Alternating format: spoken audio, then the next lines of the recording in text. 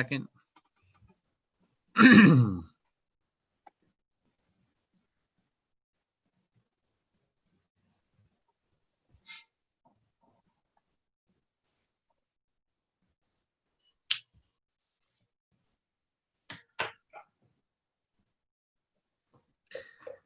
Okay, ready whenever you are, Chair. Great, thank you. So the meeting is called to order at 7 o'clock. This meeting will be conducted virtually. The public will be given the opportunity to participate remotely through the advertised Zoom link or choice of phone numbers identified in the public meeting notice. Use the raise hand feature in Zoom or *9 if participating by telephone. Indicate you would like to be recognized to speak. Meeting and application documents have been made available at hillsboroughNJ.clerk.com in accordance with the public meeting notice. Applicants will be presenting remotely and will identify themselves before testifying. Let's all stand for the salute to the flag.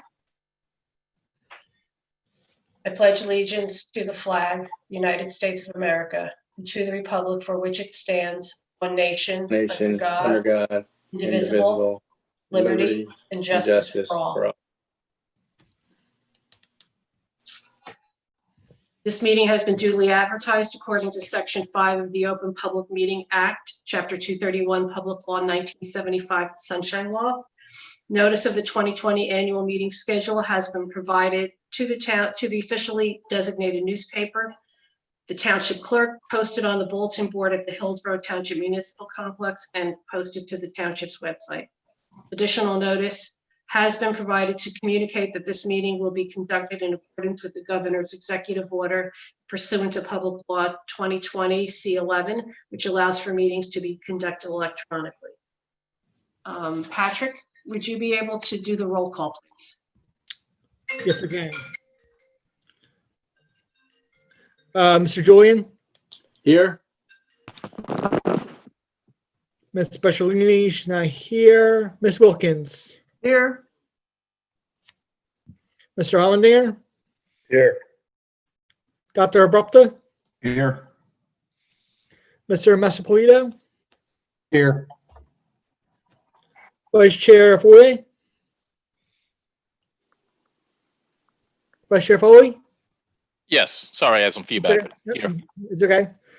And Chair Boyer? Here. Mr. Chair, we have a quorum. My name is Pat Gorman. I'm from the Hillsborough Township Planning and Zoning Department. And also participating is Fred Kinsler from our Township IT Department. Great. The floor is yours, Mr. Chairman. Thank you, Mr. Gorman. We have the minutes from September 28th. And those present were Mike Foley, myself, Thomas Almendinger. So if you can read over the minutes and let me know if there's any changes. Mr. Chair, I believe Dr. Abrupta was there too. Sorry? I believe Dr. Abrupta was there too. For September? For I September. have him down as absent. I was not there. I missed it. Yep. There were 2 meetings in September. This was the second meeting. Oh, I missed, that's what I'm thinking of. My mistake. no, I missed the first one.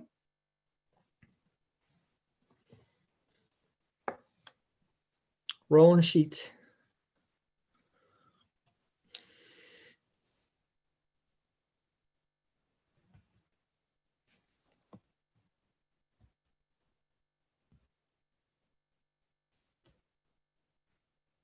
So Mike Foley or Thomas Almendinger, do we have a first for the approval of the minutes or any changes or any notes that have to be made? Motion to approve. Do I get a second? Mike Foley?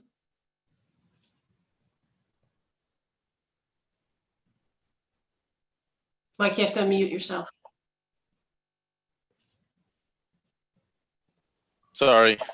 Do you second? Yes, I second. Okay. So the minutes from September 28th are approved. At this time, we'll open it up. We'll open up the meeting to business from the floor. Mr. Kinsler? Okay, anybody from the public that would like to, any business that's not, for matters that is not on the agenda. So these are things that we're not going to talk about this evening that you want to bring up. Please raise your hand. Then we'll ask to unmute yourself. So again, these are comments for matters not on the agenda. I see none, Chairman, so you may proceed. Great, thank you, Mr. Kinsler. All right, so the first application that we're looking at tonight is Green Care Farms LLC, Brisky, which is on Woods Road, 201 Woods Road.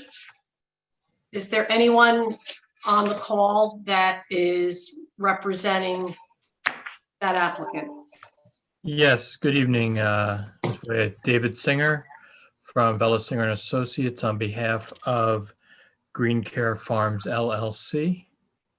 I have with us tonight Mr. Raj Singh, who represents the applicant, as well as Kelly Osuch, our engineer. And there are members of the owner's family that I see are in the attendees section tonight. Okay. Would someone like to present to the commission the application at hand, please? Sure. The applicant is proposing no development, just a lot line adjustment to square off lot 4502. The applicant is buying the property at 4501, and this is necessary as part of the purchase, as this has been owned by, both lots are owned by different members of the Brisky family, and there's a garage that actually belongs to 4502 that is presently on lot 4501. So we're just squaring off the lot lines the way they actually should be, instead of sort of this crooked lot line that currently exists. So with that, I'm going to have Mr. Osuch start his presentation to the board. If we could have his PowerPoint up. Sure, give me 1 second, I'll share it. Okay.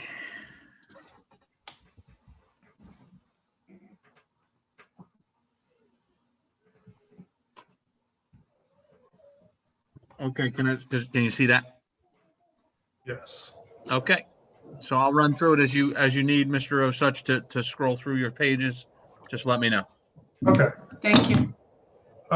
So as David just spoke, we're representing the applicant Green Care Farms LLC, and they're the contract purchaser of lot 45.01.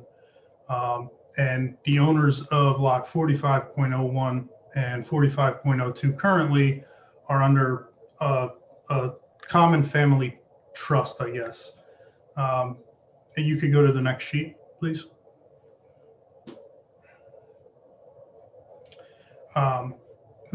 Go back one, please. So the sheet you see in front of you now is the existing boundary and topographic survey of the two properties. Don't know if Sorry. I don't know if I can draw or anything on this, but or No, you won't be able to, but you can describe. I'll try to do my best. okay. So lot 45.01 is the large 12-acre property that kind of runs around a few different out parcels around the property. It basically has frontage along Woods Roads in multiple locations around the property.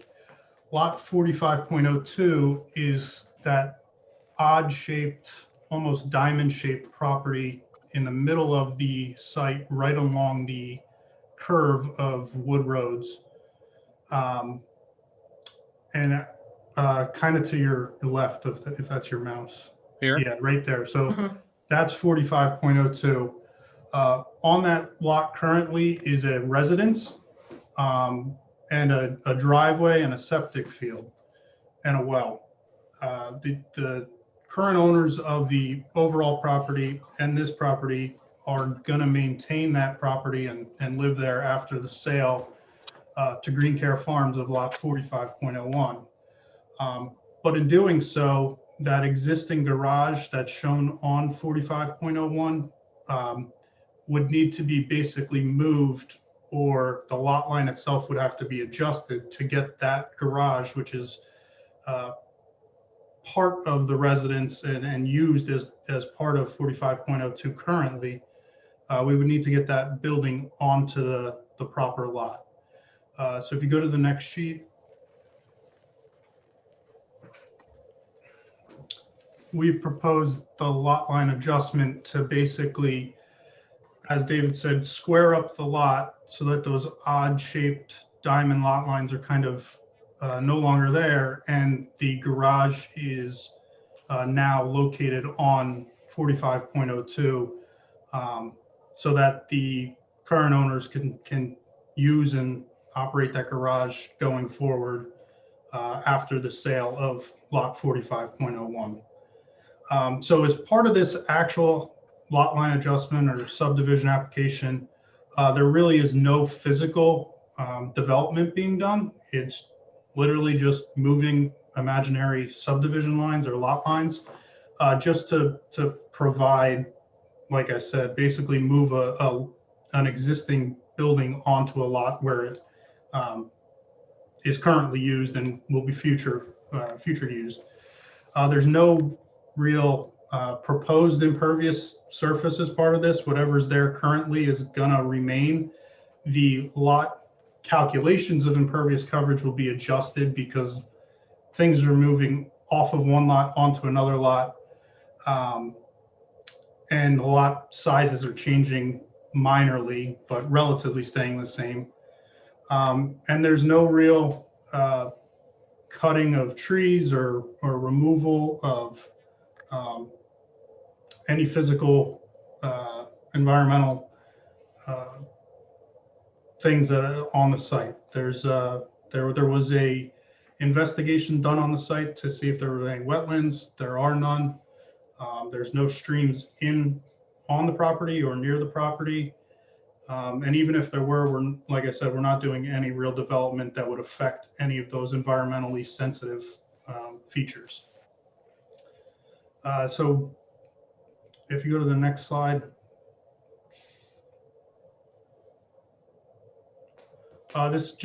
This sheet just kind of shows an aerial underneath where these new lot lines would be, and you could kind of see better where that garage kind of falls with the faint line there that kind of shows it being off the property, and the darker lot line would be the new lot lines bringing that garage onto the property. I don't really have anything else to add to this. I guess I could open it up to the board for any questions that they may have in regards to this. So this is Debbie Boyer. I have a question, Kelly. So there's currently 2 residences as part of this property. No, I don't believe that's correct. I believe there's only one. I believe lot 45.01 is currently vacant. There's some old abandoned buildings on the site that. Can you show me the outline of 4501? Yeah, so if I can, I don't know how I can draw on the screen, but if you're looking, yeah, exactly. Oh, so it goes around, that house is not, the house with the pool there is not included in that? No, that's a Correct. whole Okay. separate lot. Yep. Okay, okay. So that's the only one. So really, you're just making it so that the house and the accessories are all on one lot? Correct.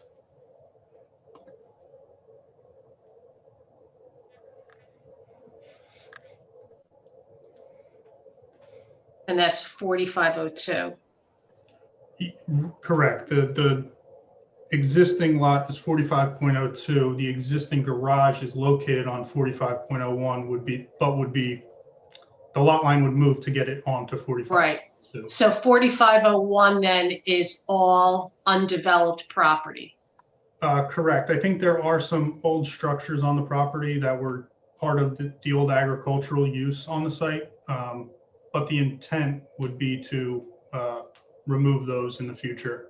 There's no residences on 4501. Not currently, no.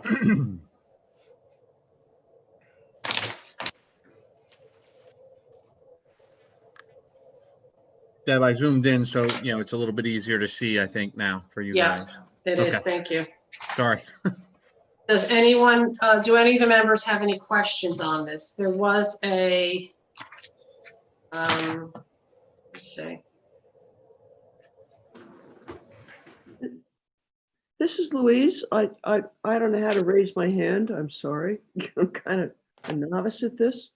But it looks to me like if you're creating a lot line, it could just be moved over so that you don't have a variance for too much impervious surface.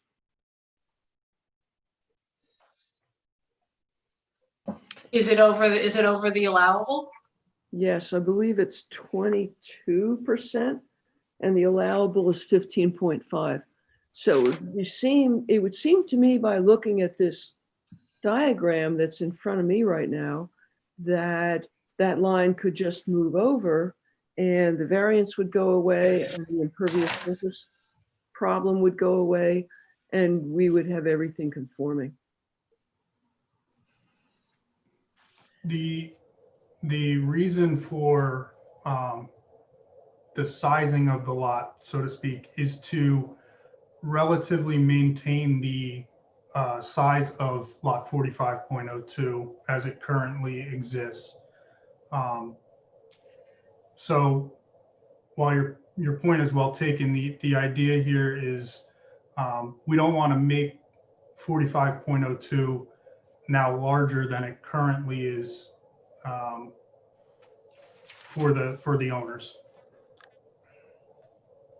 Well, I guess what I'm seeing is 4501 is 12.9 acres, or that's the proposed. So you've got 12.9 acres on one lot, and you're creating a non-conforming lot. Just move the line so everything conforms. So it's already a non-conforming lot. Kelly, correct me if I'm wrong, but maximum impervious coverage would be 10%. And the lot as it exists today these are all pre-existing conditions on the property. Is that correct, Kelly? But yes, that is. What is the current impervious on it? 15.5%. And changing the lot lines makes it what? 22.1. But as we stated. 22? Correct. But as I stated, it's not new impervious surface, so to speak. It's impervious coverage that exists. We're just moving it from one lot. Right, it was just on a different lot. Correct. Correct. Yeah, I understand that. But it is still on the proposed lot. So you are creating a lot with 22.1% impervious surface. Why don't you just move the line so at least it's the existing, if not even a conforming? We don't own 4502, nor is it proposed to be owned by the applicant. So this is to essentially place the garage on the proper lot that it should have been to begin with. It was an odd shaped lot pre-existing. We're trying to make it look nicer on the map for one, and two, to put the actual accessory structure that services that lot within that lot. And the only way to do that is by changing the lot line. And we changed it to have minimal effect on the property owner of 4502. The current property owner on 4502, Is Chris Brisky Chris Britsky. and Nicole Brisky, And who currently owns 4501? the Brisky Living Trust. And who is going to be, so the Briskys are going to maintain 4501? 02. 02. 02. They're going to continue that. So they will be the continued owners. Yes. And who's going to own 4501? Green Care Farm. Now, it's my understanding that an application that was for that property was for like an assisted living? The dementia care unit, center. Correct. Okay. So is that potentially what will be on there and for future? Is that what Green Care Farm is planning on potentially putting on that property? Correct. Is it that you don't want to take any more acreage from that? That is correct. We're using it as, again, for the purpose that the purchase of the property is intended for. How does the commission feel? I mean, Louise brought up the point, and it's a good point, which they could take a little bit more land from the larger lot to make it at least 15.5. Yeah, Mike Foley here. Yeah. I agree with Louise. And it's also mentioned in David Maskey's letter, the township engineer. He had the same suggestion, not only for the impervious surface variance, but for the other 3 or 4 variances that they have. I mean, whether you call it a trust or Green Care Farms, it's 2 families that own these lots with the same last name, correct? Currently, but that'll change once the sale goes through. The sale of which lot? The sale of 45.01, the larger lot, will then be owned by Green Care Farms, which is a completely different entity. Okay, but this subdivision proposal is for right now, right? So the 2 owners are the Britoskis, right? Briskies, yeah. My apologies, the Briskis. So they own 45, right now, they own 45.01.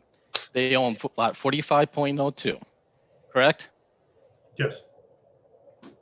But those are 2 separate, one is a living trust and one is Chris and Nicole Brisky. That's correct. Those are 2 separate, Mike Foley, those are 2 separate. Why they have the same last name, I'm not sure that Chris and Nicole are part of that living trust. That's The Brisky correct. Living They are not. Trust. So the So- living trust would then be selling that property to Green Care Farm. So Christopher and Nicole own lot 4502, right now? Correct. And Joseph and Irene Living Trust own 45.01? Correct. Okay. Bottom line, I'm not a lawyer.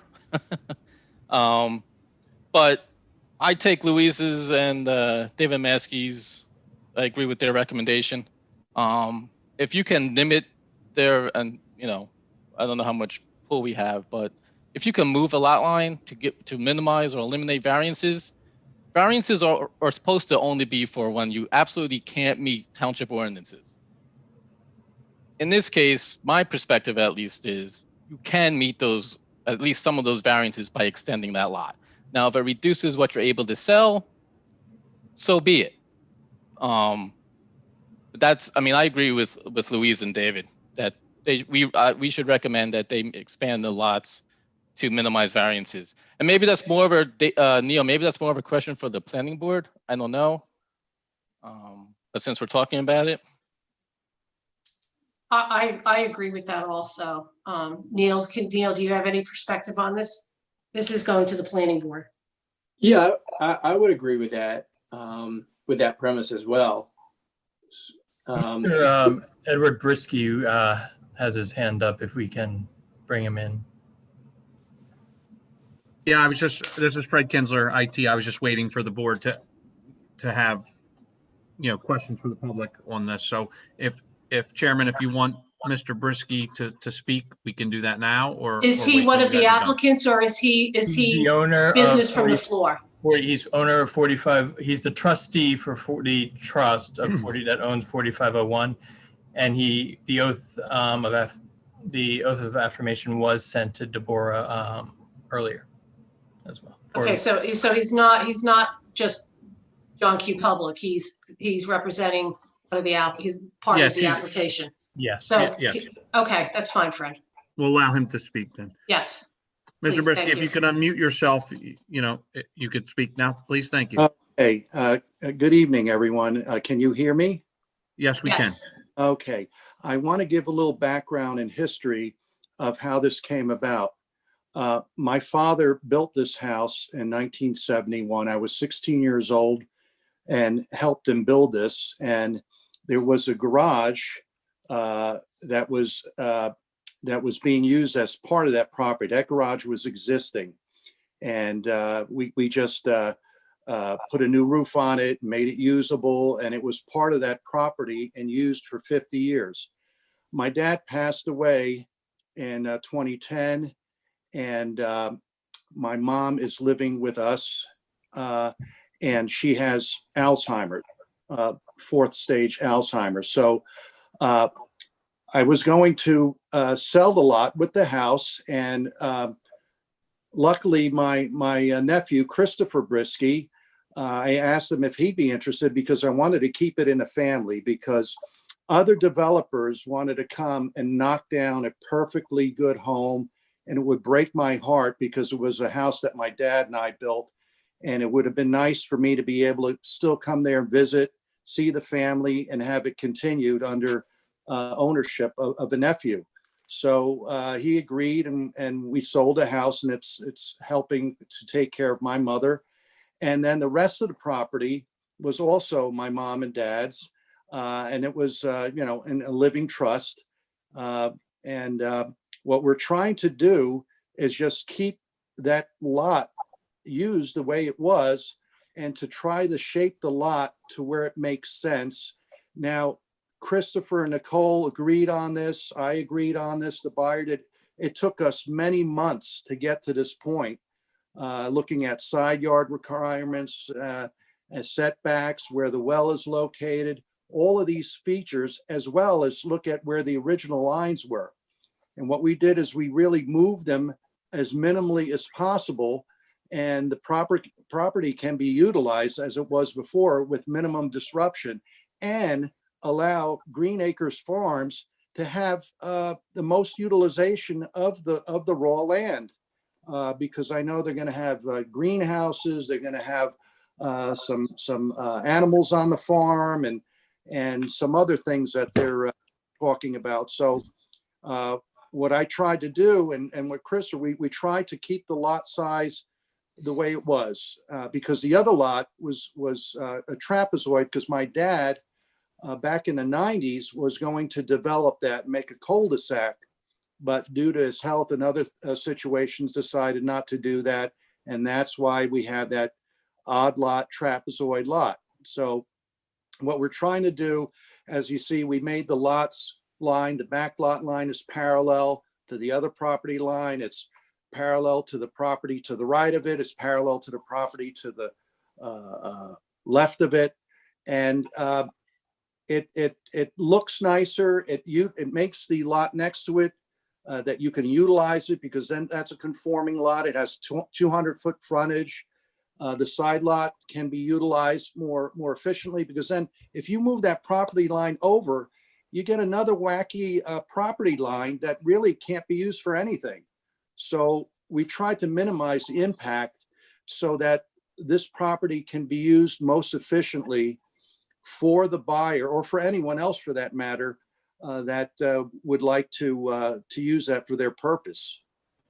And as you can see, that lot is bigger than the existing lots on that property. That, they were some lots that were subdivided. My dad built the house that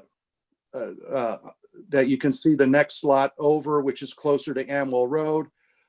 There's the other house around the bend. That was a pre-existing house. And then this other house on the end, that was a house that my dad sold that lot to a friend of his. So these are smaller lots. This lot now becomes the biggest lot, and we didn't want to make it bigger for no purpose, because they're not interested in maintaining any more grounds than they need to. They're a young family with 3 children, young children, and what they have here took a lot of work by 3 parties: myself, Christopher, Nicole, and the buyer.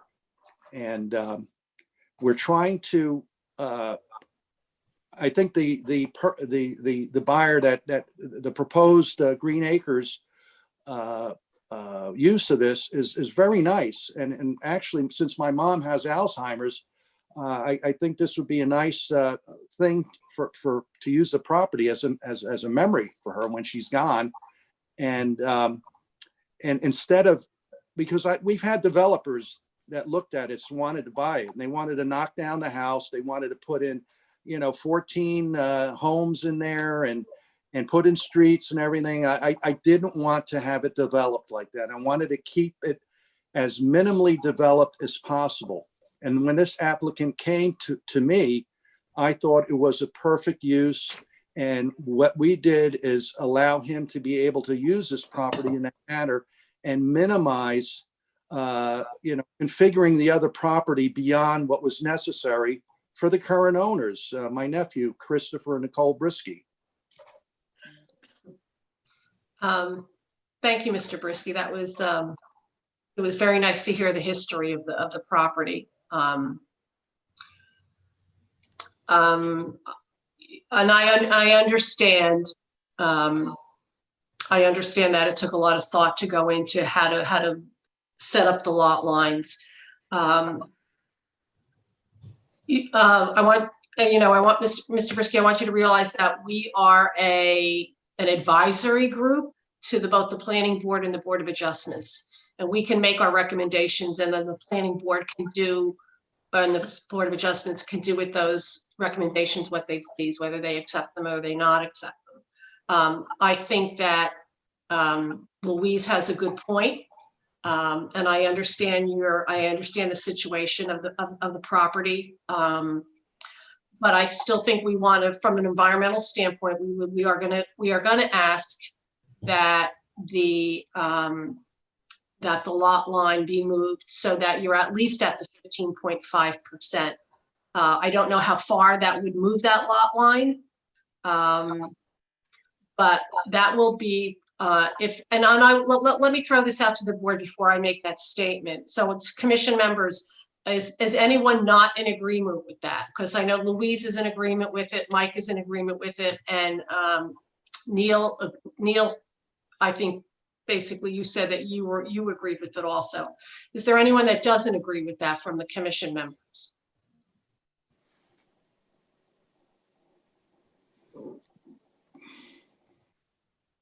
Okay, so I'm gonna assume that everyone is in agreement with that. So we will make that recommendation, and then the planning board will make a final decision based on all the information that they have. I just want to say that I think using it as a memory care property, as a memory care facility, would be very nice in the honor of your mom. I understand that 100%, but if we look at it from an environmental standpoint, so now we're at 22.1% on that one lot. Now we're going to be adding other impervious for the green care farm around it, so that if we can move that lot line a little bit, we can reduce the overall impervious coverage of that entire piece of property just a little bit. And that would be, I think, from an environmental standpoint, that's something we would be looking for. So I think we will go ahead and make that recommendation. And as I said, the planning board can do with it as they please. Does anyone else have any other comments about this property? Hey, Debbie, it's Mike Foley. Go ahead, real Mike. quick. Go ahead. Just two quick points. Number one, just curious, that farmland to the south there, is that preserved farmland or protected farmland, or is it designated as anything significant, or no? I was just curious. Does anybody know? Not that we're aware of. Okay. Patrick, do you know? Not that I'm aware of, Mr. Chairman. All right. And the second question, it's always a struggle for me with these types of proposals where, the applicant wants to subdivide a lot, then they have a buyer in mind, or they have significant, discussions with a potential buyer. If we were able to see, or if plans existed of the potential development about where stuff would be going, how it's laid out, what the actual impervious would be, you know, at least for me, that would be helpful. But that I understand that the process doesn't always work like that. But for me, it's just confusing where, you want to subdivide a lot for a reason, but you're not willing at this point to tell us the specifics of that reason. And not that it's anything dubious on your part, but sometimes you just don't know. But I think that makes it more difficult for us to visualize what this lot will be when it gets sold. And so we kind of have to do the best we can with the current information that we have. Mike, all. I agree with that 100%, because if we saw the layout, maybe where the lot lines are would be just fine. So you're right, with the information that we have at hand, we can, this is what we're talking about. So are there any other comments Hey, Deb. relative to this application? Deb, this is Neil. Yes, Neil. So I was looking under the project description from T&M to David Maskey. Mhm. And if you look under the project description, there's some statements in there that are just kind of raise a red flag, and I'm not sure what they are. And What is maybe that, Mr. Neil? Singer wants to comment on it, but the applicant previously submitted subdivision and site plan applications to the planning board. Both applications were deemed incomplete due to recent legal litigation and correspondence with the board attorney. The applicant no longer requires a planning board approval for construction, blah, blah, blah. What's going on with all of that information? It's not a lawsuit we were involved with. It was actually a suit involving similar, not even in this town. State courts found that a dementia care facility such as what we're proposing is considered a single family residence for the purpose of site plan and board approval. Therefore, this project no longer needed site plan approval since it fit within the zone and was conforming. So in discussions with the board attorney, and Mr. Maskey and others, they agreed that is what the new case law is for the state of New Jersey. And they asked us to withdraw the site plan application, which we did. So it did not involve litigation between Green Care and Hillsborough or anything related to this application. It just was new state requirements that Mr. Maskey and Mr. Bernstein agreed fit this situation and asked us to withdraw the application as it was unnecessary.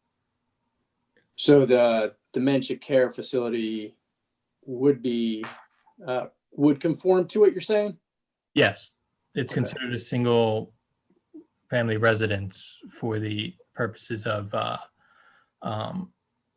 township ordinance. But it didn't conform before, but it does now. The case was came out after we had submitted the original site plan application. So the application was already in, the case came out, we had the discussion. They asked us to withdraw the application as it was no longer necessary based upon the law in the state.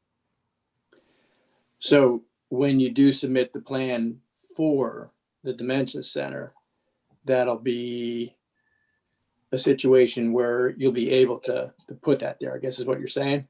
Correct. Okay. Okay, Neil? Nothing else. Okay, great. All right.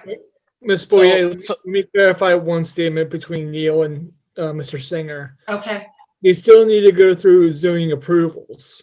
It's just not something that, okay, it's just going to be up there tomorrow. It would go through the administrative process through the planning and zoning department. If there's anything that needs variances, waivers and such at that point, it would go to the appropriate board if need be. Correct, Mr. Singer? That is correct. So basically, it's treated as a single family home according to the MLUL and the court litigation that had gone before that, not involving this particular applicant, but it was just something that happened to be timing wise, that something that was submitted, and then the court said something different, and here we are today with just a subdivision. So Patrick, Mike Foley here, just to clarify. So once, they sell the property, if it's to Green Care or the dementia facility or whatnot, that applicant will still be required to submit plans to the planning board? No, Is that correct? no, We're gonna go through. So that I guess my again. question is, will we have an opportunity as an environmental commission to review that proposed development at any point? it's a maybe. We have to see the full application first to see where we go from there. Wow, That's problematic. that is Yeah, I mean, very- that's kind of not what I very was. good.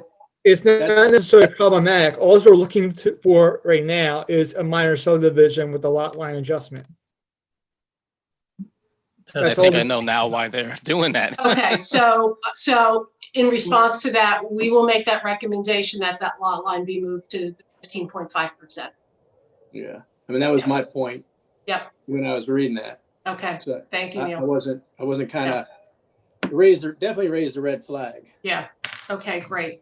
Any other comments or questions? Chairman, this is Fred Kinsler, IT. I don't know if Mr. Brisky has another comment. I know he has his hand raised again. Sure, So go ahead. Mhm. I just wanted to mention that it's not farm assessed land and it's not green acres. The farm assessment went away. We had Sam Connor that would farm the land, but over the years, he stopped farming it. So the farm assessment went away and it's just raw land. Okay, great. Thank you very much, Mr. Brisky. All right, Appreciate that thanks. information. Okay, no other comments? All right, thank you very much, everyone. Let's move on to Comcast. Any comments from the public? Oh, Yeah. I'm sorry. Let's open it up to the comments from the public. okay, if anybody else from the public has comments on this or for any of these witnesses, you please raise your hand. Okay, I see none, Chairman, so I think we can proceed. Great, thank you, Mr. Kinsler. Thank you, members of the board. Thank you. Thank you. Okay, Thank you so much. I appreciate it. thank Best you. wishes to you all. Thank you, Mr. Brisky. Now we're up with Comcast of Hillsborough. Yes, hi, thank you. Before we get started, I noticed one of our, can you get Cody from the attendees to the panel list? Just in case we have a question for him. Sure, is that Cody Brombach? Yes. Okay. Okay, they have been promoted. Wonderful. Should I start? Yes, please. Great. I'm Christopher DeGrazia from the law firm of Fagery, Drinker, Biddle, and Reith here on behalf of SunPower Corporation. It's nice to see everyone this evening. We're here to talk about a renewable clean energy project for Comcast. The applicant's name is SunPower Corporation. The property is off of Amwell Road. Many of you are probably familiar with it. It's where I got my cable box. It's located in the corporate development zone. This is a really great project. As you know, we're able to create energy by using the solar radiation rather than burning any type of natural resources. So it's a very clean use, a passive use, and without any type of emissions. It has a lot of benefits. It reduces direct emissions from on-site and by on-site energy production. It also has a benefit of reducing indirect emissions because we're not purchasing energy elsewhere. And lastly, it has the positive benefit to the power grid because it essentially lowers demand during the daytime hours. We're excited, like I said, about this project. We've prepared it so that there's nice landscaping around it. It's in the back of the existing building. There's no building expansion. And we do have a couple of waivers along with it and variances, but that's more of an issue of the site constraints. And with that, I'd like to turn it over to our project engineer, Walter Bronson. I guess if we can call up the PowerPoint presentation, Walter can take us through the plan. Thank you, Chris. Thanks.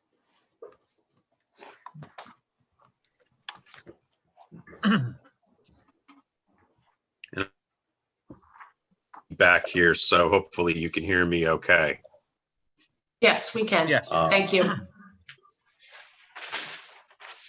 As Chris noted, the project is known as 279 Amwell Road. It's block 198, lot 2.04,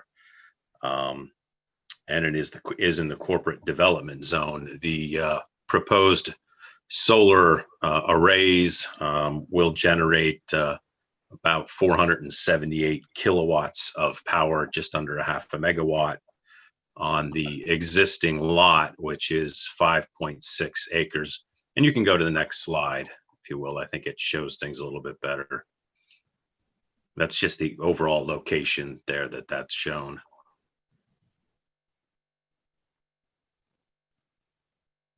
There we go. So this is, it's kind of a rough overlay. It's not completely, if you could go back one, please.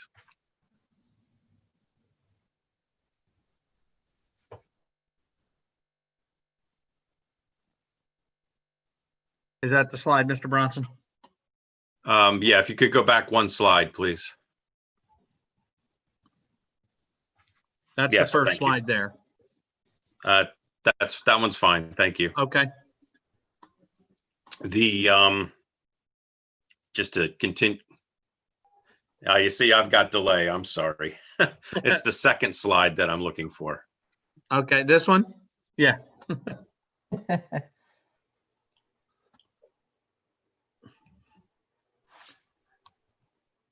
Correct. Parcel boundary title. Okay. Thank you. The overall lot area is about 5.6 acres. The area of the solar array in behind the building there, where those existing 38 trees will be removed and the existing other existing improvements there will be taken out, is about 1.6 acres. So the amount of disturbance is relatively small on the site, and you can see the clearing limits that are proposed there. And you can go, well, let me just talk about the topo. It's a very flat site that drains off from that small parking lot to the upper left of the existing building, mostly to the left and up to the left. So it goes on to sheets overland onto the surrounding farmland area. And you can go to the next slide, please.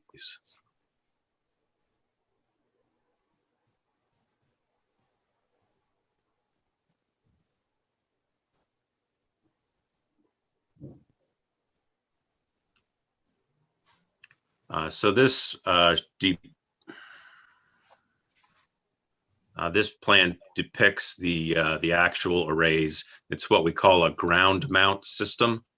There are basically foundation poles that are mounted into the ground over a lawn area that support the panels that are tilted at an appropriate angle to best capture the sunlight to generate the most electricity.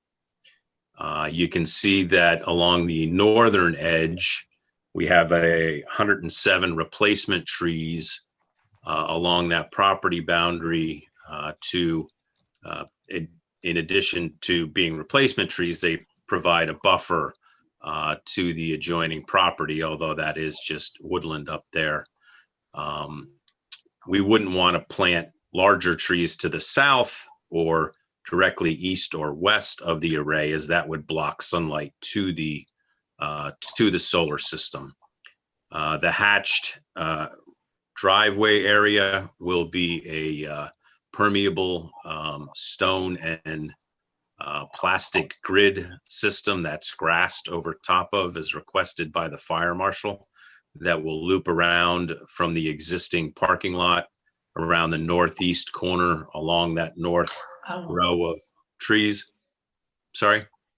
I thought you were talking about the parking lot. You're talking about that hashed area that goes around the perimeter of the solar array, correct? Yes. And what did you say That's that was going to correct, be? yes. It's a plastic grid with soil in it that provides a stable driving surface for a fire truck. This is what was requested by the fire marshal. Okay, great. Thank you. Should he need to get in there. Mhm.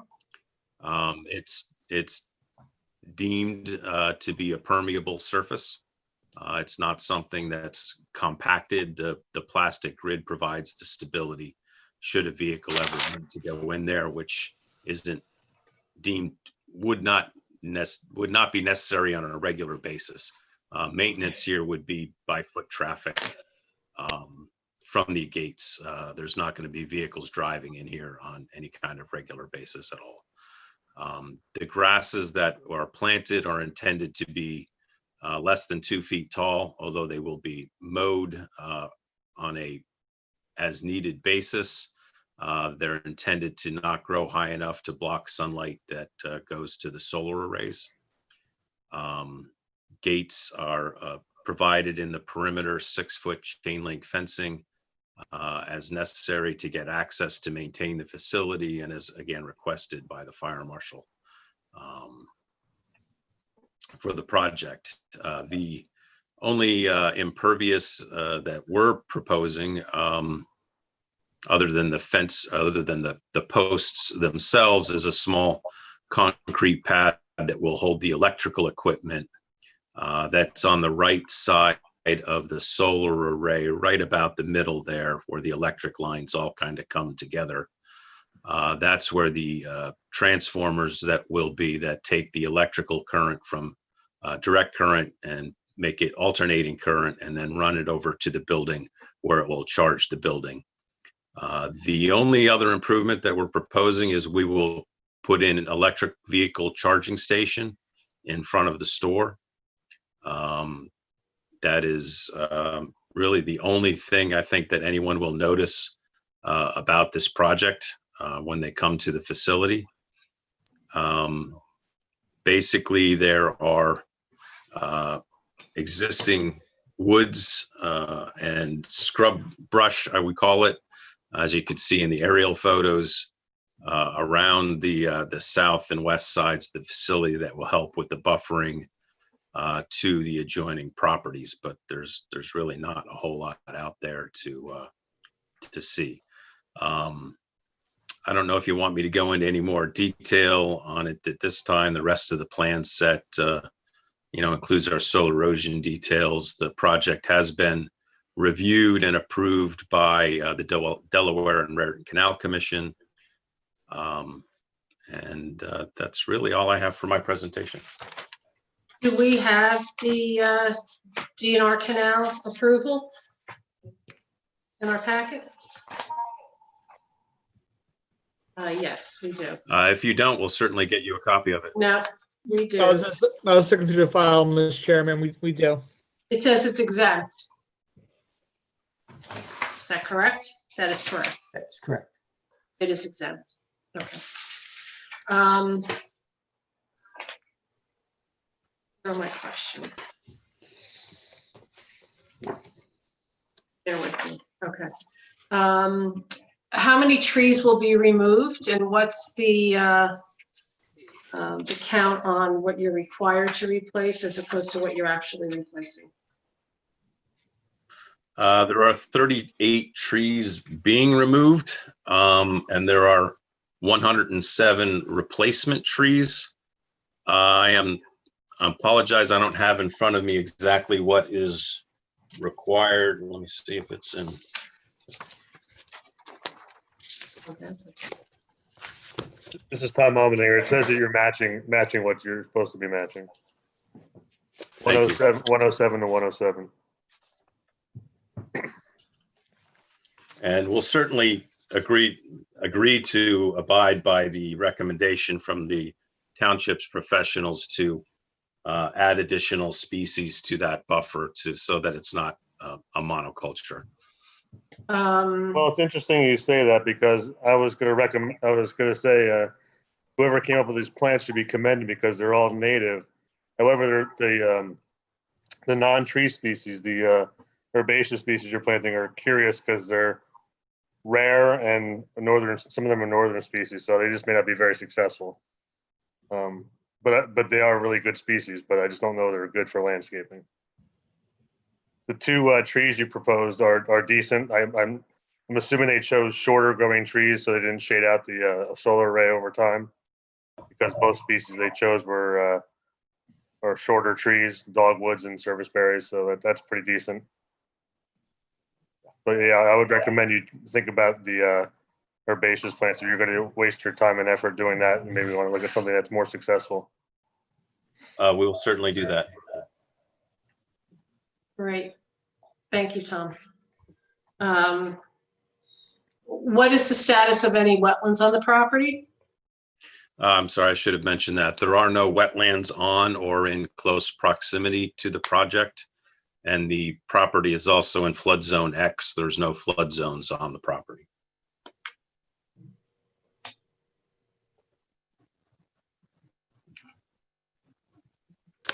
And how do you know that there are no wetlands on the property? Do you have an LOI or a letter of, what is it, Neil, what are those called, Mike? The letter of Interpretation? It is, but when you want to confirm that there are no wetlands on the property. Is that through an LOI also, Mike? Yeah. I mean, but I'm looking at the wetland mapping and there's nothing on it. There's no wetlands according to DEP wetland mapping. Yeah, there's nothing even close here. I mean, there could always be, a depression or isolated wetland, but I mean, that's up to the applicant. Based on their field inspection investigations. They're still responsible to get any and all required DEP permits. And then the freshwater wetland general permit would be under DEP. It would be nice if they had if they could provide a statement just saying that there's no, delineated wetlands on the site, but. Do we want to require that?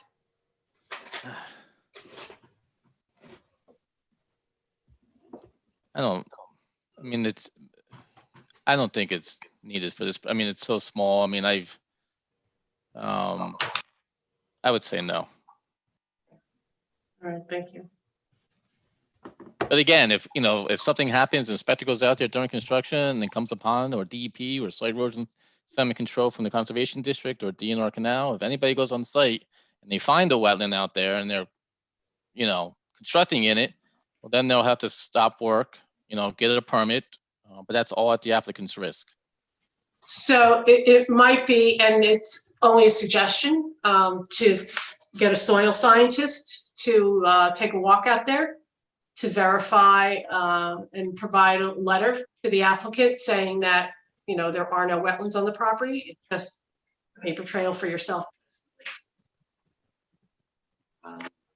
And I guess the only other comment that I have is I know that in the business that I work in, that we work a lot with large solar fields, and that we do send people out from time to time to check the transformers on the pads to make sure there's no leaks. That a lot of these facilities do have SPCC plans because of the amount of oil that they have on site. So just a recommendation to verify whether you will or will not require to have an SPCC plan based on the size of the transformers.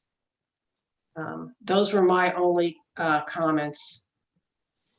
Does anyone else have any other, does anyone have any comments? This is Chris Abrupta. Yes. I'm just about the variances that they're trying to get, these buffer variances. I saw that in the application. What is that all about? There's a 42-foot offset to the solar array along that northern edge at just one corner. Could you repeat that, Supposed to be Mr. Bronson? I'm sorry. I could probably address it. So when the ordinance for the corporate development zone was created, it really focused on much larger industrial or corporate development, put in place a lot of very deep buffers and buffer requirements. And then there's also some in the solar provisions as well. There's a buffer requirement of 50 feet. As you go around the site, the tightest location, which he just pointed out, is 42 feet. So we don't quite meet the 50 feet for a good portion of it as you go around. But it's no less than 42. It's landscaped. Most of the area to the north and most of it actually surrounding almost the whole site is really farmland. I don't know if it's preserved or not. We didn't look into that or research that. You may know more than I do. But it's there's a pretty nice buffer for anyone walking across the farm. And you can't go to 50 feet. Why? What's the constraint? Why can't you go to 50? Oh, because it cuts down on the efficiency of the system, and then you're looking at a really. So Comcast wouldn't make as much money. They're making plenty of money on my cable bill. Maybe they should, adhere to the ordinance. Would be my suggestion. Can you show us on the plan that's up right now where the deficit in the buffer is? It's right in the center at the top row there. Yep. How Yep. far does it, and is it the whole back? Is it the whole back? No, it would be several arrays. It would reduce the size. The system is sized to match the electrical use of the facility. We're maximizing what we're allowed to use by state law. Can't you slide it to the right a little bit? Reducing the size of the system. Can't you slide it to the right a little bit? Right? There's area over here, right? Isn't there area over here on the right-hand side of that road that you just pointed out, the plastic road? You can slide it to the right a little bit, get your 50 feet in. I mean, it might require redesign and that costs money. Well, we can't really. What? We have we're working within the constrained area of the site that we had been given. Okay. And we're trying to keep that road accessible for the fire department. There's that existing chain link fence there that we're staying to the left of. So it's just sliding this to the right sounds like it would be easy to do, but it would mean, taking up area on the site that I don't know that we can go into. It would mean removing that fence and sliding everything over. Yeah. Sounds expensive, but it's less you have of an ordinance that says 50-foot buffer, right? I don't see any reason why they can't comply with that, Debbie. So that would be my suggestion. It's less of an issue of expense and more of an issue of finding the efficiency of the system to work. I think it's at 42%. It offsets 42%. So removing additional panels is bringing the offset really low. And then, at some point it gets to be the point where, is it worth going through and putting on a solar system if you're only going to, off balance a very small portion of your needs. So they were trying to maximize the site, but keeping in mind, you have, it looks like 3 rows of trees, lots of grass, and from the property line to that first panel is 42 feet, which is substantial, particularly since there's really nothing built on that other side. And if anything were to be built, it would be another, 50-foot or 42-foot buffer. So you're looking at 80 feet there at a minimum, even if you've granted a variance. I could do the math. There's also something in here. You say there's a waiver from providing 100-foot setback from the solar arrays to the property line. What's that one about? you don't have a 100-foot setback from the solar panels to the property line? That seems concerning to me too. Why can't you satisfy that requirement? So the 100-foot setback, again, these were designed for much larger types of offices. And I believe that is for the setback of, and maybe the township can chime in, but I believe that's for the building setback. I did not. Actually, it says solar arrays in your application. I mean, I'm just reading off the, I've got this thing here called, what is this? Civic Clerk. And you have an application document in here, and there's something in here that says, let me see, 188-76A75, waiver from providing 100-foot setback from the solar arrays to the property lines. So you're looking for a waiver for that? Correct. Okay. If you have a Why setback do you of need a that, waiver you for have that? no solar array. Well, then you don't have any solar. You want me to tell you? Patrick, can Patrick That's chime in on ordinances. this? That's why we have ordinances, I'm sorry it's a small I'm sorry it's a small corporate site or industrial site, but you chose it, not me. So what is the Buffers? what is the actual setback if you're required 100, what is your setback going to be? The 100-foot is in conjunction with farms. With If farms? Yes, so it's not applicable to this project. I believe what Dr. Abrupta is pointing, this is from the engineer's report. It's from the Chris, Looking, what did you say it was from? I'm looking at the application document. I could read it. The Hillsborough ordinance Township says- Development Application. I could read it. Go ahead. The ordinance says, paragraph 7, ground-mounted solar energy systems in conjunction with farms. And then you go down to A5, and that's where it has the 100-foot setback. But with the farms, there's all these other requirements. No more than 10 acres of a farm property are permitted to be covered, so it's. Right. But this is not a farm piece of property, Yeah. so why are we looking for a waiver from that? It was a mistake. It was a mistake by the board engineer in his report.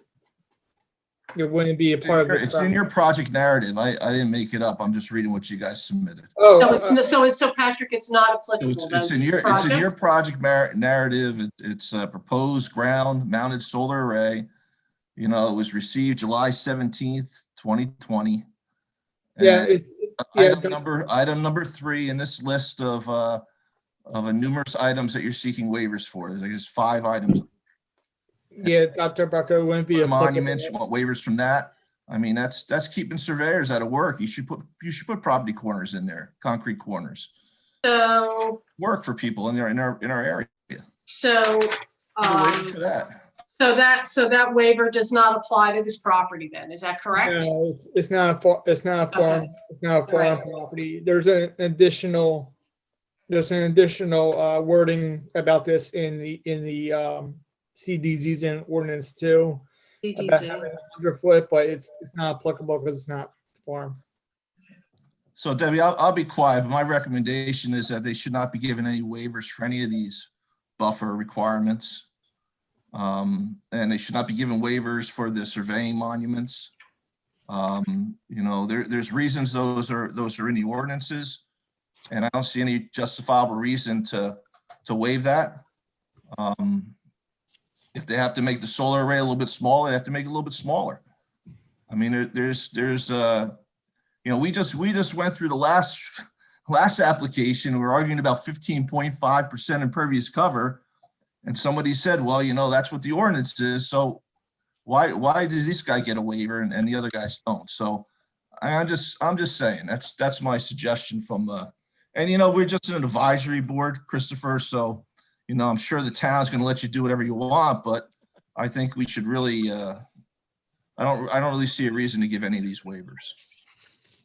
We'll take a look at it and see if we have anything that we can do. But coming from the Environmental Commission, I find this a little funny because we're trying to maximize and create green energy. We're not building any structure here. It exists. It was approved by the board in 91 and then an amendment in 98. Here, we're just trying to bring a green philosophy where we're going to create, and so we're not burning coal offsite and buying energy. Yeah, you know, that's all right, Christopher. I understand the energy side of it, but from Yeah. the stormwater side of it, the site has no stormwater management at all when it was built. There's nothing here at all. There's a ton of impervious surface from the original building in the parking lot, and you guys have never done anything about that. So, you know, don't tell me all this is going to be green. When you first built the building, it wasn't green. So, you know, I know you want to make money on the energy. I understand it. Solar's a great thing, but comply with the ordinances. That's why we have them. Okay, Engineers, you're smart. thank you. Thanks, Chris. Neil, do you have any, well, before I say that, what is the rest of the board, rest of the commission members, do they have any comments relative to the 42-foot buffer? Is the solar project, is it a power purchase agreement, or how's the economics set up? Because I know that, you know, we were talking economics before, but I'd just be interested in terms of what type of arrangement you do have with the power company. I'm sorry, Neil, can you ask that question again? Yeah, is it a power purchase agreement, or are you guys buying the panels? I mean, how does the economics work? I would need somebody to answer that. I can go ahead and answer that, Chris. Good evening, board. This is Ben Strunk. I'm the Senior Director of Power and Infrastructure for this location. Comcast would fully own the system outright and use it to offset energy consumption on site.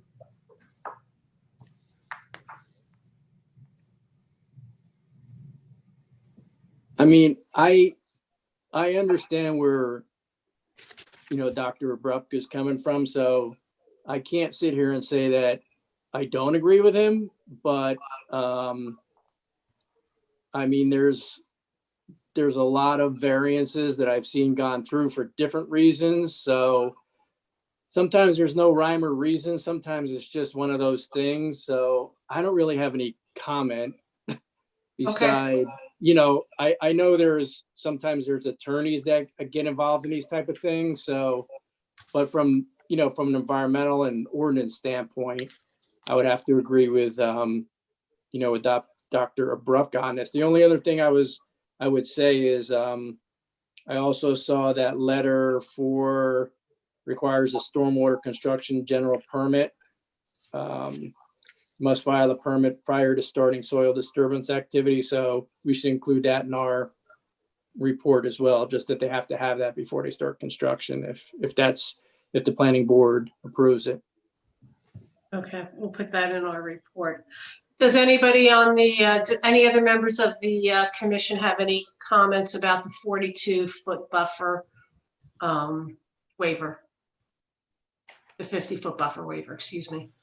Yeah, Mike Foley here. I agree with Dr. Abrupt as well. We have an ordinance, meet the ordinance. If it requires a redesign, so be it. I'm not telling you to remake, you know, doesn't necessarily mean you have to make it smaller.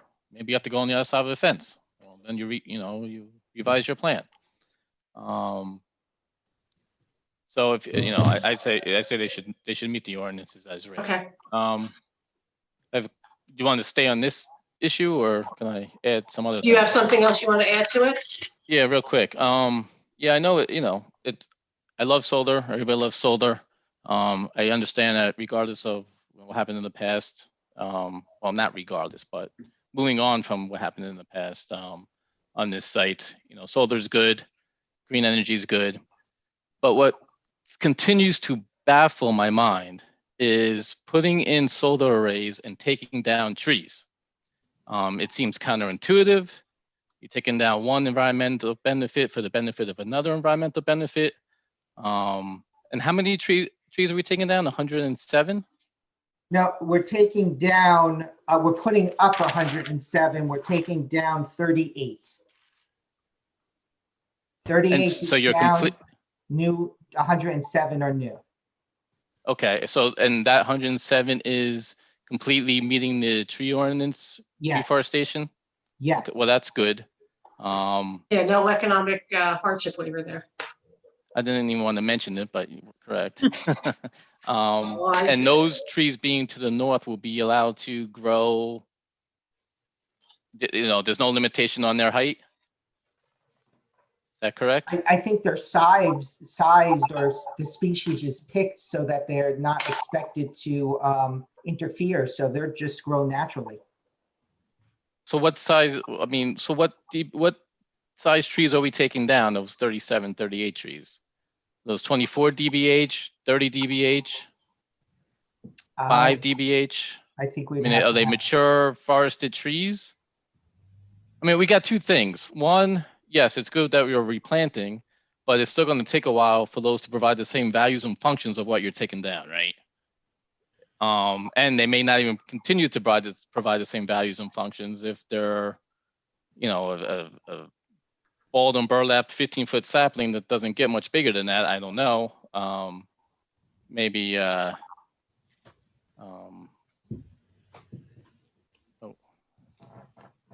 Tom can. I don't have the plans in front of me, but I just have a problem taking Tom did have a comment about the trees. He said that they were all. I'm talking about this. He liked the species diversity. I'm talking about the size and the values and Right. functions of comparing that to what we're taking down. Right. Is there a count? Mike, the On the trees plans as to the trees that to the they're diameter? planting.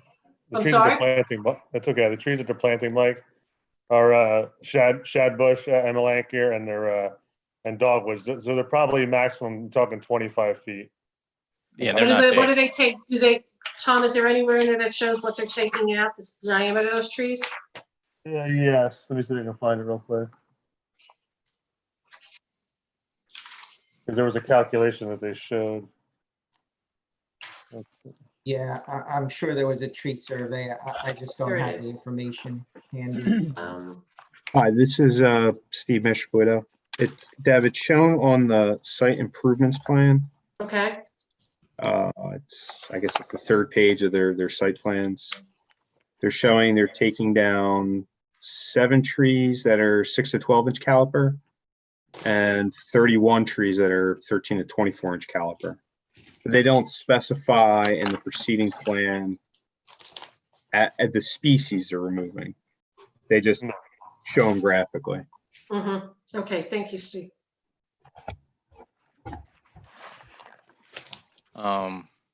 Yep, that's what it said. Okay. All right. So Mike, that gives you that information. Okay. So they were sort of taking out what? 7 trees that are between 6 and 12 inches and 31 trees that are between 13 and 24 inches. Okay. Then the other thing I wanted to mention was, let me call it up on my screen. So it looks like the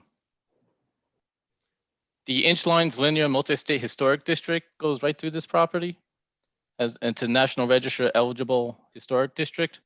Has there been any coordination or approval with either SHPO or the Hillsborough Township Historic Commission?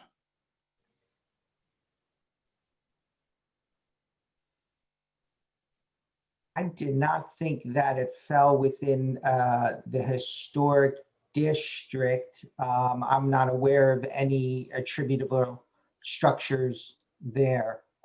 We could take a look at that, but I can't answer that right now. Yeah, it's not a historic property, it's a historic district. A historic district does not need to have any structures. It's a National Registered Historic District that goes right through your property.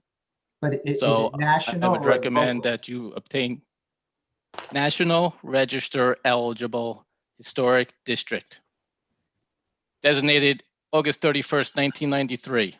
Yes, so that would require state action or government action to trigger review before SHPO. So there's no jurisdiction here to go before the SHPO. Okay, and that's why I was asking.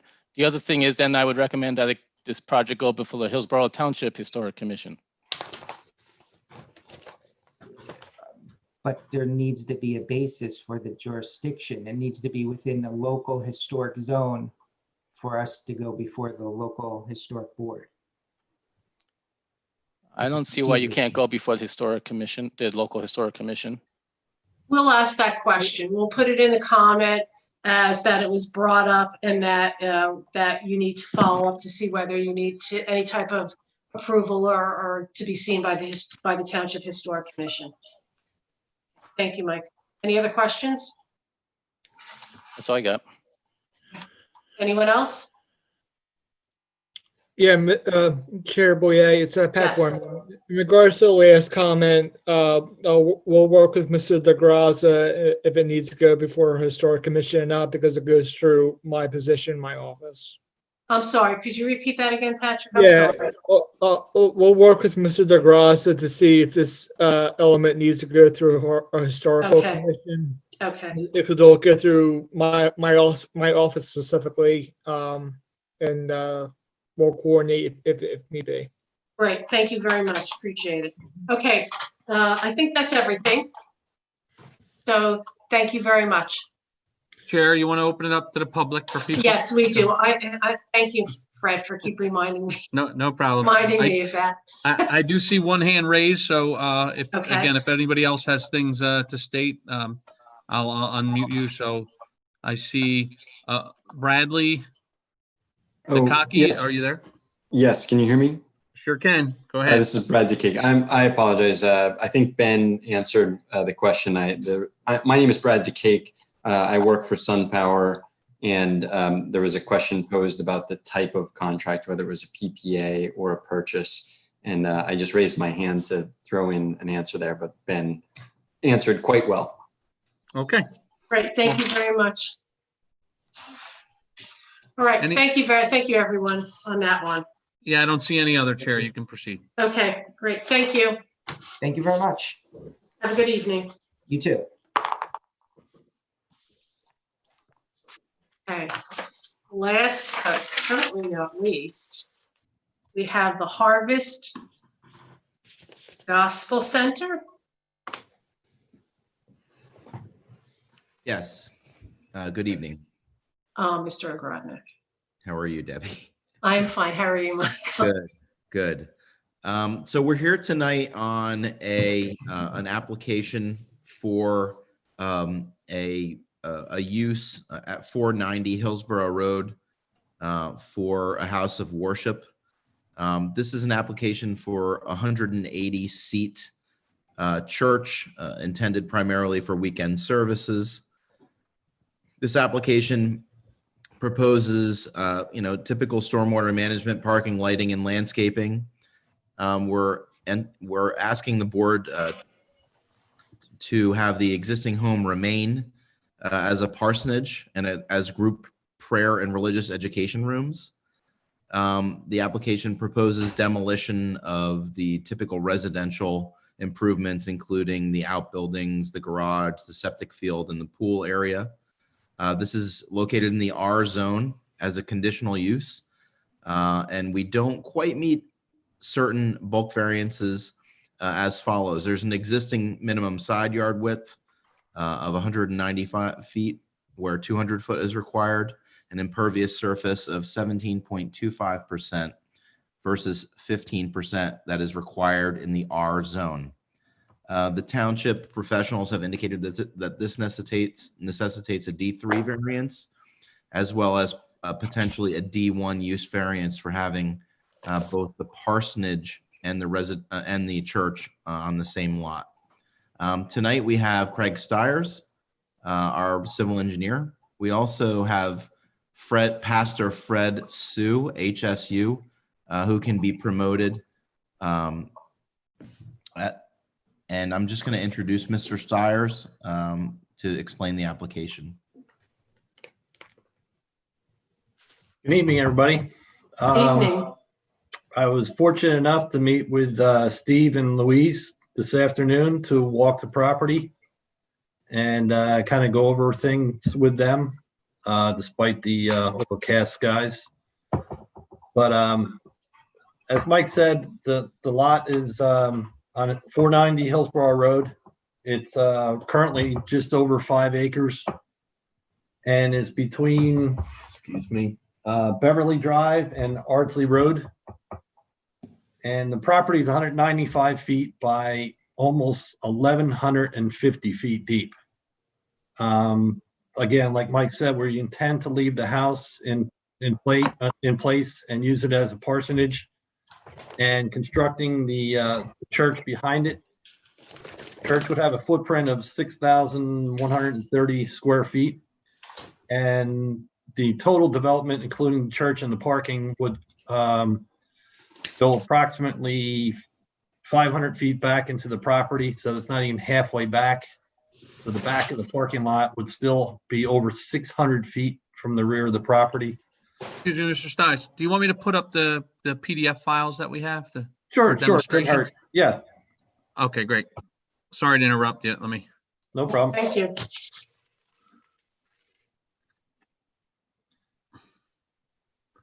All Yeah, right, that's good. I think you can see that now. Yes, that's good. Again, you can see that it's a very long and in perspective narrow lot compared to the length of it. There are 2 small wetland patches which are behind the house and pool area. Yeah, right there. And we have applied to the New Jersey Department Environmental Protection for a GP6 to fill them. The area of those 2 spaces total 2,187 square feet. Unfortunately, the application's been in since June of 2019, and it's still pending. Obviously for obvious reasons. But our understanding is that as far as filling the wetlands, that has pretty much passed pending approval, and we're just have to get back to the DEP about a few of the stormwater management questions because it is a major project. So hopefully that final sign off is forthcoming soon. Getting back to the project, we would remove the pool. There's a shed behind the pool. There's an existing garage, which is to the west of the house. And also the septic, which is to the southeast of the house. And install, you could probably go 2 sheets to sheet 5. Oh, there you go. Yeah, that's good. That's good. So you can see a new driveway coming into the site, goes just past the existing house and into the parking lot towards the back, which would be a 60-car parking lot. And as Mike said, 180 seats for the church itself. We would have the ancillary landscaping, lighting, stormwater management would be proposed in front of the house. That would ultimately connect into the storm system in Hillsborough Road. The proposed lighting is proposed to be at 15 feet so as to avoid any light pollution. It's kind of a bit of a give and take in that aspect. We don't want to go too low and create too many lights. So we kind of settle with 15 and trying to keep it as low as possible. Additionally, the development is towards the northern half of the site, which is the developed area. The southern end of the parking lot would encroach into the trees, existing trees somewhat. But again, it's primarily in the open and developed portion of the property. We intend to buffer on the east and west sides. We will propose street trees along Hillsborough Road. And then obviously nothing on the southern end because you still have 600 feet of wooded property going to the south. I think that's at least the beginning of the presentation. If there's any questions at this point.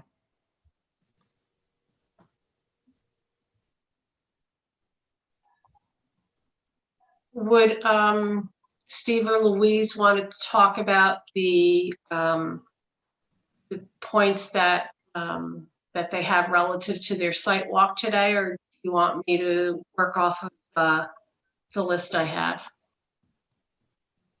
I could say a couple of things. We Sure. did see the wetlands, and they weren't mowed, so I don't think they were really disturbed.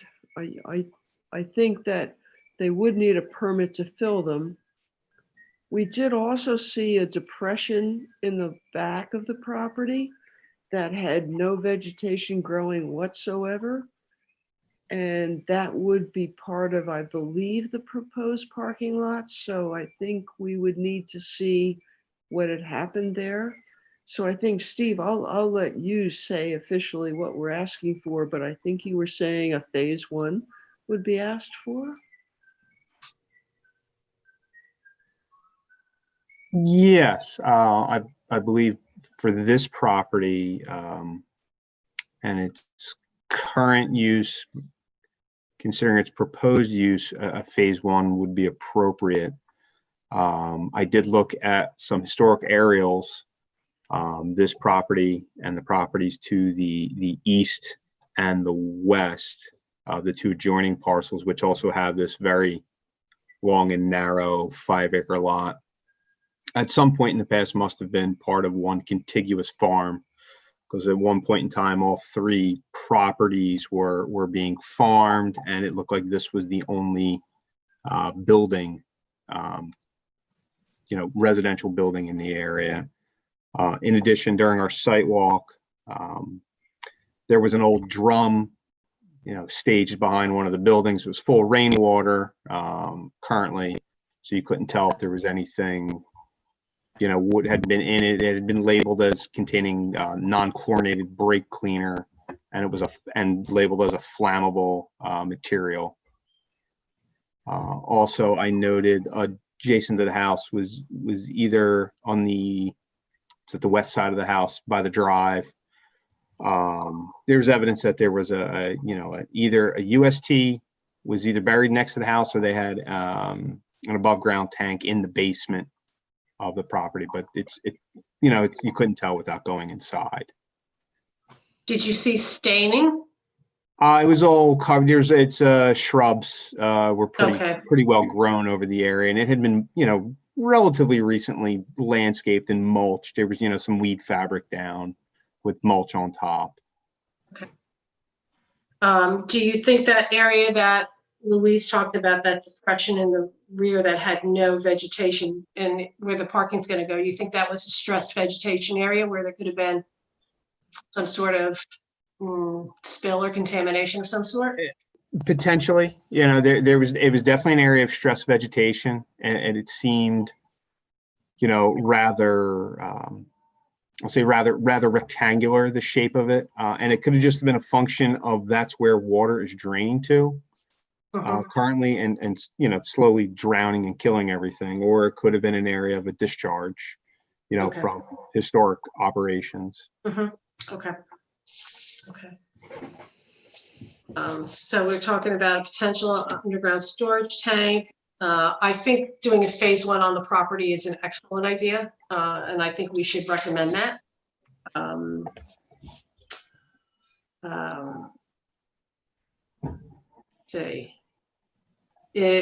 So what would be the hours of operation relative to lighting for the church? My understanding was obviously on Sundays, but probably maybe 1 or 2 other days for either just small gatherings or prayer services. Most likely Wednesday evening, but in small group. And what would be the hours on that? Just to add to that, I did prepare a summary of the operational testimony that we anticipate for our hearing. So there would be a total of 4 employees, total of 4 part-time pastors, 1 senior pastor, an associate pastor, and 2 worship and youth ministers. Right now, the church is relatively small. It has around 75 active members.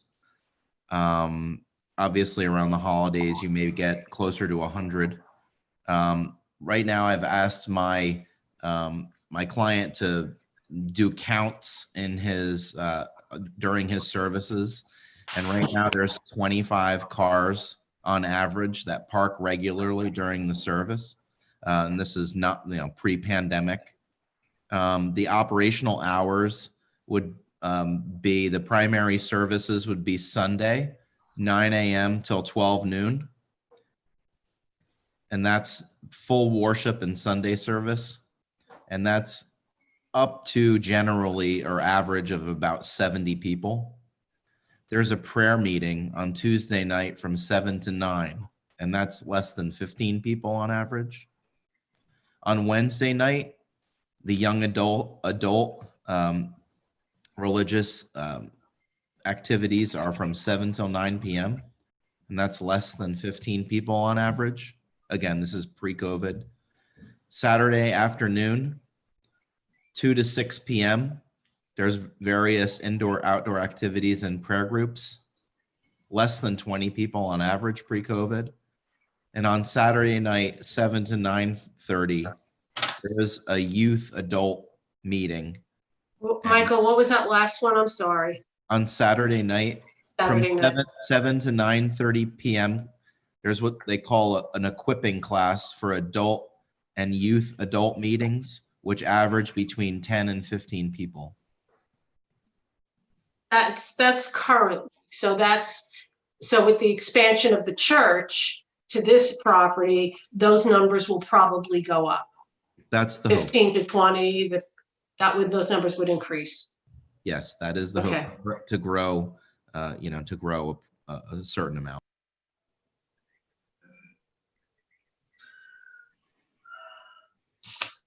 So, I guess my concern is for the surrounding neighbors relative to, and I see that from the notes that I got from Steve and Louise both, relative to lighting, to noise, to sound.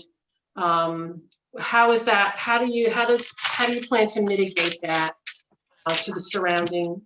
There's houses on either side, I assume, and I know that there are houses to the rear, which you said is about 600 feet wooded area, so that should not be a huge impact. But certainly to the left and to the right of them, there is a potential for a large impact to those neighbors from both a lighting, a noise, and a sound impact. So how would that be addressed? We don't anticipate any sound or noise levels that would exceed any township ordinances. With respect to the traffic, certainly there's a certain amount of traffic generated by 25, 35 cars. Right now there's an average of 25 cars, so I don't think that's on Sunday from 9 to noon. I don't think that's a particular stress on the road system.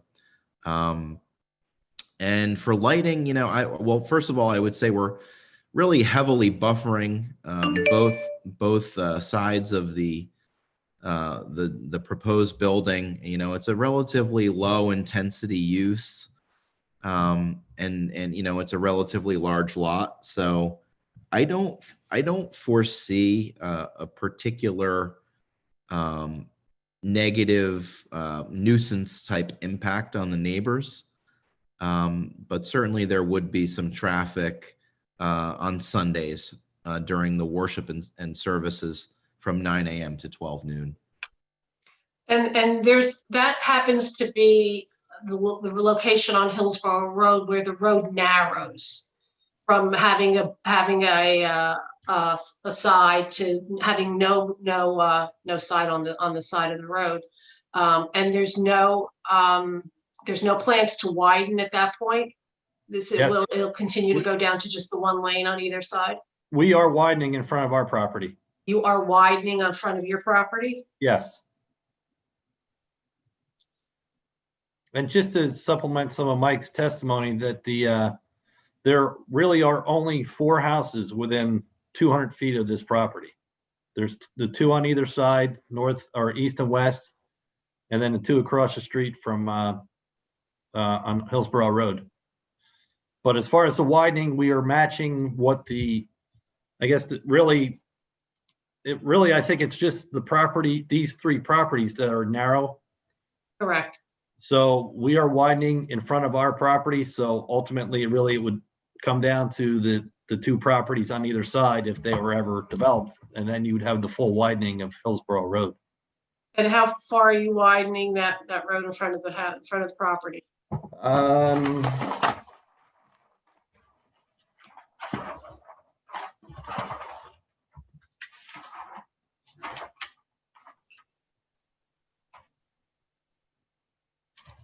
I believe it's about 12 feet wider from the existing edge of pavement.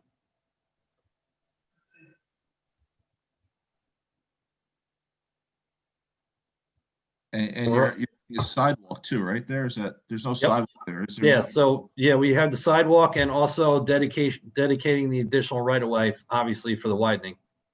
So you're going to continue the sidewalk there, Yep. just in front of your property? Well, I mean, that's as far as we can go at this point, yes. So the sidewalk will end farther west, then there'll be no sidewalk, then there will be sidewalk. Yep. That's awkward. But, Okay. you know, a lot of times they say you got to build it, so. Right. Okay. All right. I'd like to have a discussion about the stormwater on the property, please. Okay. So tell us what's going on with the stormwater. Okay, the essentially, if you were to zoom back a little bit, so the view that you have here is the front half, literally, of the northern half of the property. The left edge is essentially the high point of the property. So everything to the west of this point, correct, right there, drains from east to west and continues on, and there's really no change, obviously. From the high point to the north is essentially where the project starts. And it kind of, for lack of a better term, as you progress towards Hillsborough Road, it kind of twists and goes, instead of east to west, it ends up going to the northeast, correct? So that's kind of the natural drainage path. And there is a ditch that is along the eastern property line that ultimately goes to a head wall and then to a pipe that crosses Hillsborough Road. So essentially what we're doing is the back parking lot, we're picking it up with an inlet, piping it towards the front and collecting all the impervious coverage that we're proposing and putting it into the basin, which is in the front of the property, with an outlet structure that ties into the pipe that crosses Hillsborough Road. So essentially the property to the north in the area of the development would most likely or will receive equal or less runoff because we're cutting it off. And then the drainage coming off the property is meeting the stormwater regulations by decreasing the 2, 10, and 100-year storms by 50, 75, and 80%. The basin itself intend to be recharge. So that will provide for the water quality and the recharge at this point. What's the depth of that basin going to be, Craig? Just make sure.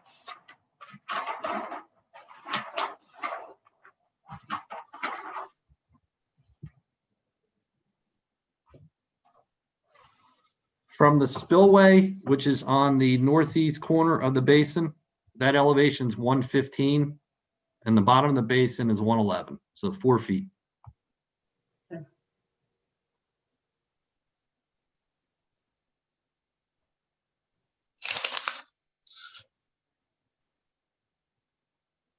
Do you plan on landscaping around that basin? We are going, well, it's a bioretention basin, so the landscaping will be in the bottom. Okay. We have five street trees along Hillsborough Road. And then buffering on the east and west sides. So I guess if you went down one more sheet, there you go. And we have, so we are taking down a total of 89 trees, 81 of which are between 6 and 12 inches. There'll be 6 between 13 and 24 and 2 over 25. We are required to have 198 trees planted, and we're only proposing 126. But that is more a factor of, as you can see, we're buffering as much as we can on the east and west sides. We have the basin and the street trees with the proper spacing. So because of the rest of the property is wooded already, we've kind of run out of space to put those remaining trees. So we are asking for the hardship waiver at this point.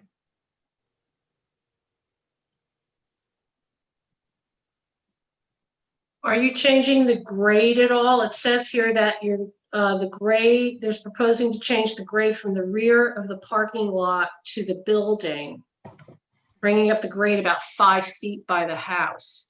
How is that going to affect the runoff onto the neighbors' properties? The greatest grade change is between the parsonage and the church itself. And it's kind of multi-factor. Obviously the property is very flat, so we need to raise it to get the grade or the stormwater to run where it belongs, where it needs to run. But secondarily, in order to make both buildings ADA accessible, I looked to bring the grade of the church up so it would match the doorway of the parsonage. As far as the tying in points or effects, if I start with the back or the southern end of the parking lot, that is pretty much matching in to the existing grade. So it would create somewhat of a swale that would, any of the existing runoff from the wooded area to the south would just continue on. The area to the north or to the west would have maybe a 1 or 2 foot increase, but again, it's to cut off the water so that we can get the water to the basin in the front.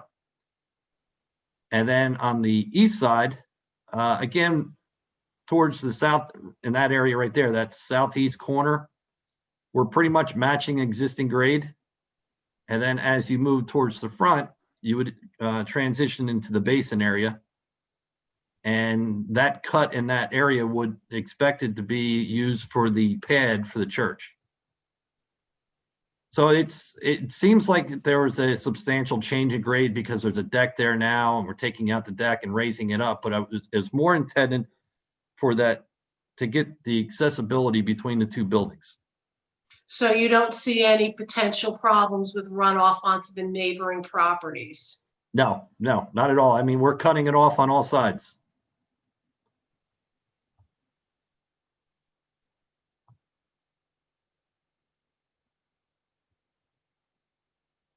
Does any of commission members have any questions on the application?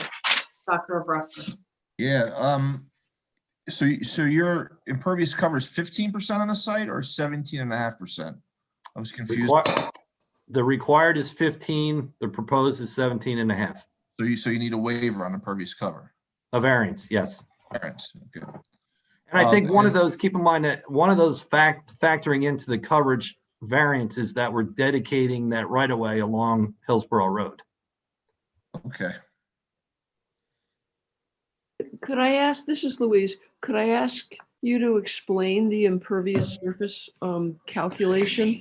I see the church at 6130 and the walks at 1723, but you still have the house existing. Did I miss something here?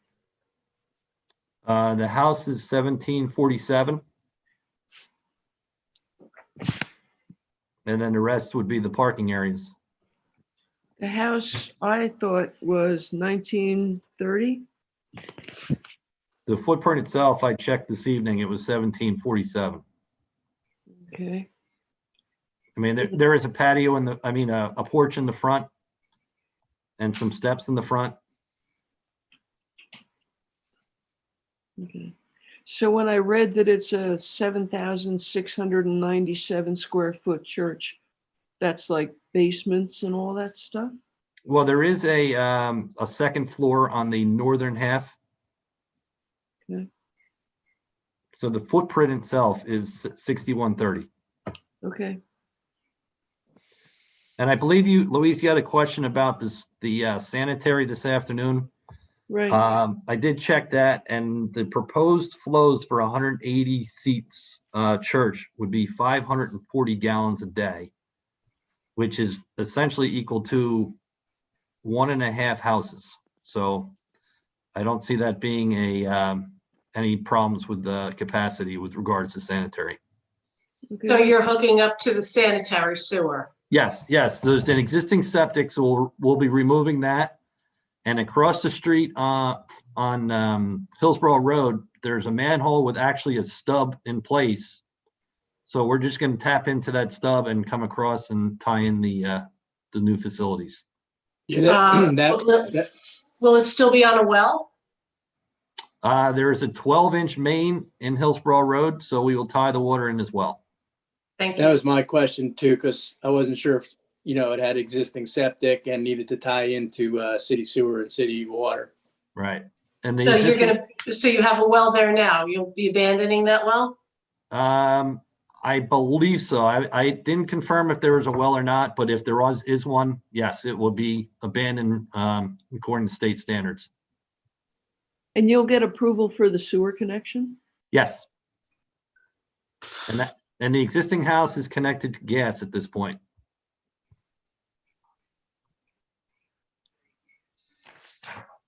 So Craig, the bioretention system. Yes. I saw the infiltration rate was 8.7 inches per hour there, and that was measured at 10 feet below the surface. You did like a pit test. Is that what you did? I did not. Surface, right? I'm sorry. Say it again. It wasn't the infiltration rate wasn't measured at the surface, right? It was measured where the bottom of the basin is going to go. Correct. Yes. Correct. Okay. It seems like a really high number because I know there's a lot of shale and clay in the area. So yeah, I mean, it's been my experience. Sometimes when you get to that shale vein, that sometimes that's just when it opens up. So. Okay. Well, Debbie, I reviewed the stormwater calculations, all 300 pages of them, and this afternoon. Every page, Chris? Pretty much, yeah. Actually, it's really they're good. I mean, it satisfies the criteria. I guess the only question I had was that they're exceeding the impervious cover allotment in this area, so they need a waiver for that. And we're trying to hold people to ordinances, so I'm not too sure what you do about that. But Craig is right. If he's giving a part of the front of the property away to the right of way, that may balance out, because I think you're like 5,000 square feet over, as far as the impervious cover is, so that may be that front roadway there, Okay. So that might be a good argument for it. So. Does any of the members on the commission have any other questions for the applicant? Louise, I have a question about noise and lights. So I didn't see a steeple. I presume there's no bells, no amplification, nothing like that? That's correct. And I've seen that there's buffering to try to buffer the noise. The church is 50 feet from the property line to the next house, and it's a 180 person church. Is there any amplification within the church? There certainly will be a PA system within the church, but without a doubt, and we would certainly volunteer to be subject to additional planning and engineering noise testing. We do not believe we will be anywhere near the allowable decibel limits at the property line at any point. Really, this is a use that's going to have a certain intensity on Sundays, but the rest of the week would be relatively mundane. and we certainly would agree to not only comply with the ordinances, but agree to any type of testing that would, verify that this use is not going to exceed the decibel levels at the property line. So, when we were on the sidewalk, we were pretty close to the property line, and it was said to us that the light buffering would be mitigated with plantings. And how tall are your trees on the property lines? There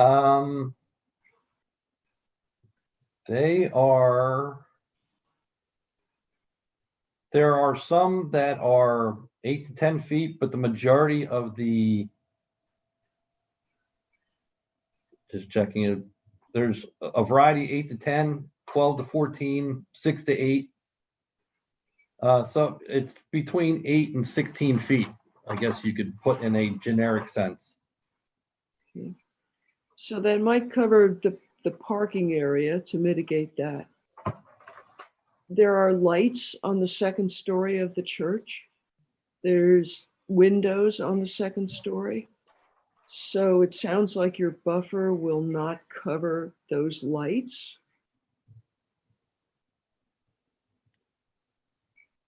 But I think if you look at the architecture of the church itself, I think if this were developed in another sense as a residential home, I think you could probably find a house similar in size and possibly bigger than this church. I don't think we're really dealing with another house right now. I think we're really dealing with this application. Okay. So what I'm talking about is the second story lights, and I'm talking about a second story, I think it's called a mezzanine, though I'm not much of a theater goer. I thought that was a ground floor. Maybe it's called a choir loft. So I'm not sure about the light and the noise mitigation proposed for this. Certainly this would be an application that would be appropriate for light shielding, especially, along, that portion of the proposed church building that would be adjacent to the residential. There's really no reason for, lighting in that area next to the detention basin. So we'll certainly work with Mr. Maskey and Mr. Gorman to look at some light mitigation, where it's not necessary. But, will there be windows that are, on a second floor that emit some light, that will take a while for the trees to buffer for sure, but that's not uncommon with, any type of, particular residential uses, and certainly I don't think would be offensive to the neighboring property.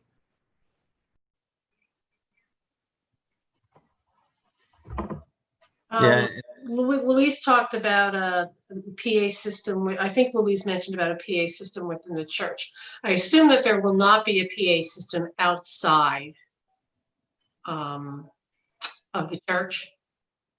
That's correct. I mean, this is having worked with this particular church for well over a year.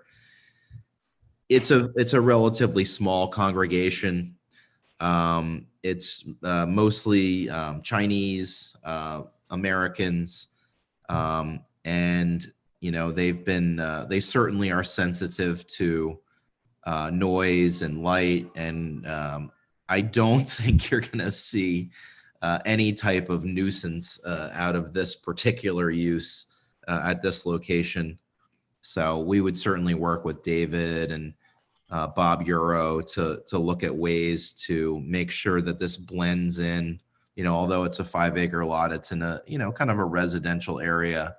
But certainly we think that this use will be consistent and non-offensive to the neighborhood, especially given the relatively low amounts of parishioners and traffic. So we'll certainly work with them. Do any of the other members on the commission have any other questions or comments for the applicant? Yeah, Mike Foley here. Just to Louise's point regarding the second story. Can you hear me? Yep. Yes. Okay.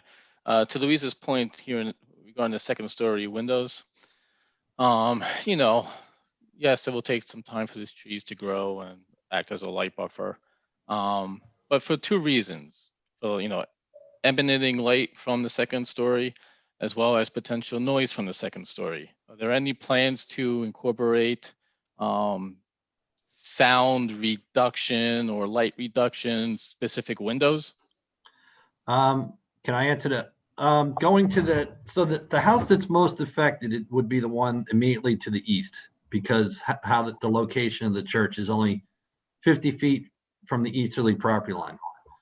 So the northeast corner of the church, on the first floor, you have 2 bathrooms, a stairway, and a pantry. So that's essentially the northeast corner on the first floor. Essentially, really no lights for the most part. Second floor would be 3 rooms: Bible study, prayer room, group prayer room, and a stairway. So I don't see, as far as noise, I highly doubt it. Again, like Mike said, based on my knowledge of working with this group. And then even the door, you know, the lighting in the room, they're 25 by 18, 12 by 12, 16 by 16. So, you know, as far as the most affected house, I don't see that being a major impact to that location. You haven't done any noise or light studies though, right? No. I mean, I've dealt with numerous religious proposals professionally and privately. And not all the time, but sometimes what is promised, what people think, what people believe, what people anticipate doesn't necessarily end up being what is built and what comes. Okay. So that's why we're asking these questions. You know, even the best of intentions, you know, just by normal consequence, things change. But it's built once, and we have to account for that now.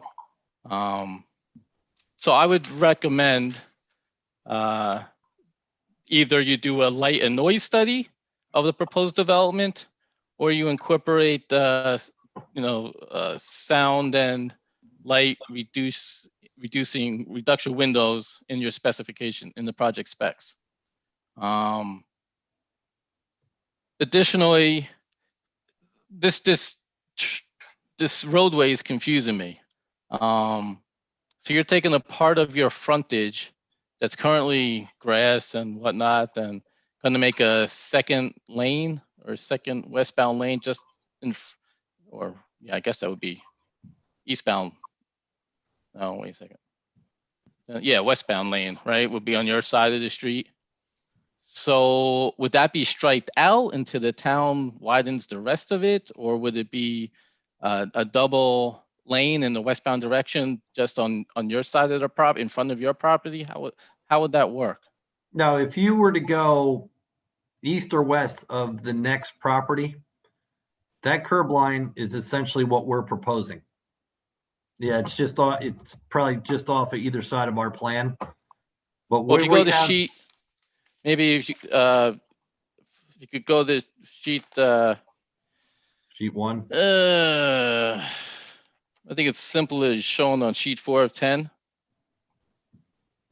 Right. So the center line itself is not going to change. The striping going, for example, going westbound, the striping is going to stay the same. Right. And this is just going to be 1 lane westbound, 1 lane eastbound, just like it is now. It's just that we kind of, you know, this type of project, typically when you submit to the town, the first thing they request is the additional right-of-way and the widening of the road. So we're doing what we anticipate the township is going to ask of the applicant along their frontage.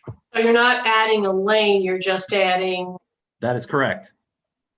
So that would be striped out Yeah, for now. Yeah, so you would have essentially the double yellow striping like this out there. And then along the eastbound lane would be the white stripe. Right. And then you'd have a shoulder to the curb line. Shoulder, right, that's what they're adding. Yep. So the people turning out of the church would be turning into one lane of traffic. Well, Yes. one Yep. lane in each direction. Yes, It's correct. not like they would go along your frontage and then have to merge in, or No, they'll be. No, nope, Okay, no, that would be striped out. correct. Okay. Will that impact the line of sight, trying to make a left onto Hillsborough Road, coming out of there? The fact that you're, gonna put a shoulder in front of your property, but to the, to the west of you, you're still gonna have, you're not gonna have that shoulder. Is that Right. gonna have a line of sight issue for traffic? I don't believe so. I'm sorry, Michael Foley, go ahead. No, that's okay. So there's been no traffic study done? Yes, there has. Oh, there has. Yes. Do we have that? Yeah, we have that. I didn't see that. I believe we have it. Dolan and Dean completed it. Dolan and Dean. I have the EIS. No, it's in here. Dolan and Dean, it's May 6th, Correct. 2020.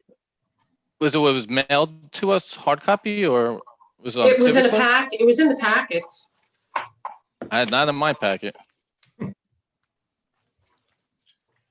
right. I didn't see it either. What's that? I didn't see it either. It should be on the Civic Clerk then.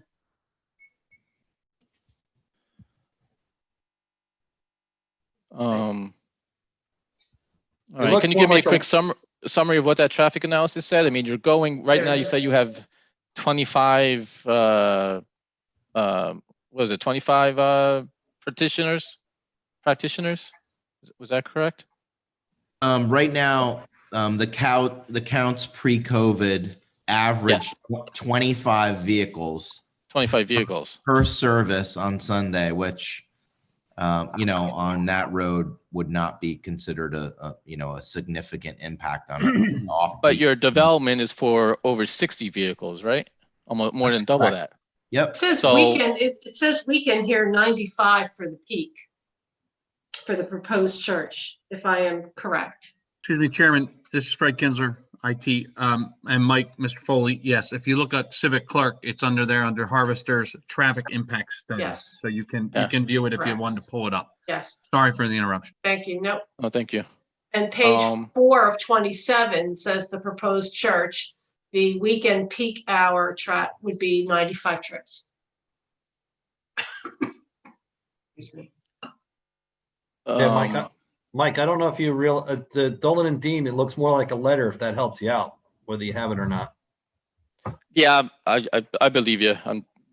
I can't pull it up right now, but the EIS I had says that it was mostly Sunday services, and then in your presentation today, it's Sunday services, it's Saturday afternoons, Saturday evenings, Tuesday Tuesday, evenings, and Wednesday evenings, right?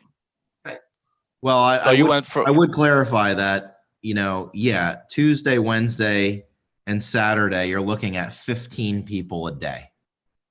So right now, a non-impactful number. Right. That could go up to but that 30 could go or up. so, right, in the expansion of the church. Yeah, but again, 15, 20, 30 people a day is not, I don't think is a substantial intensification.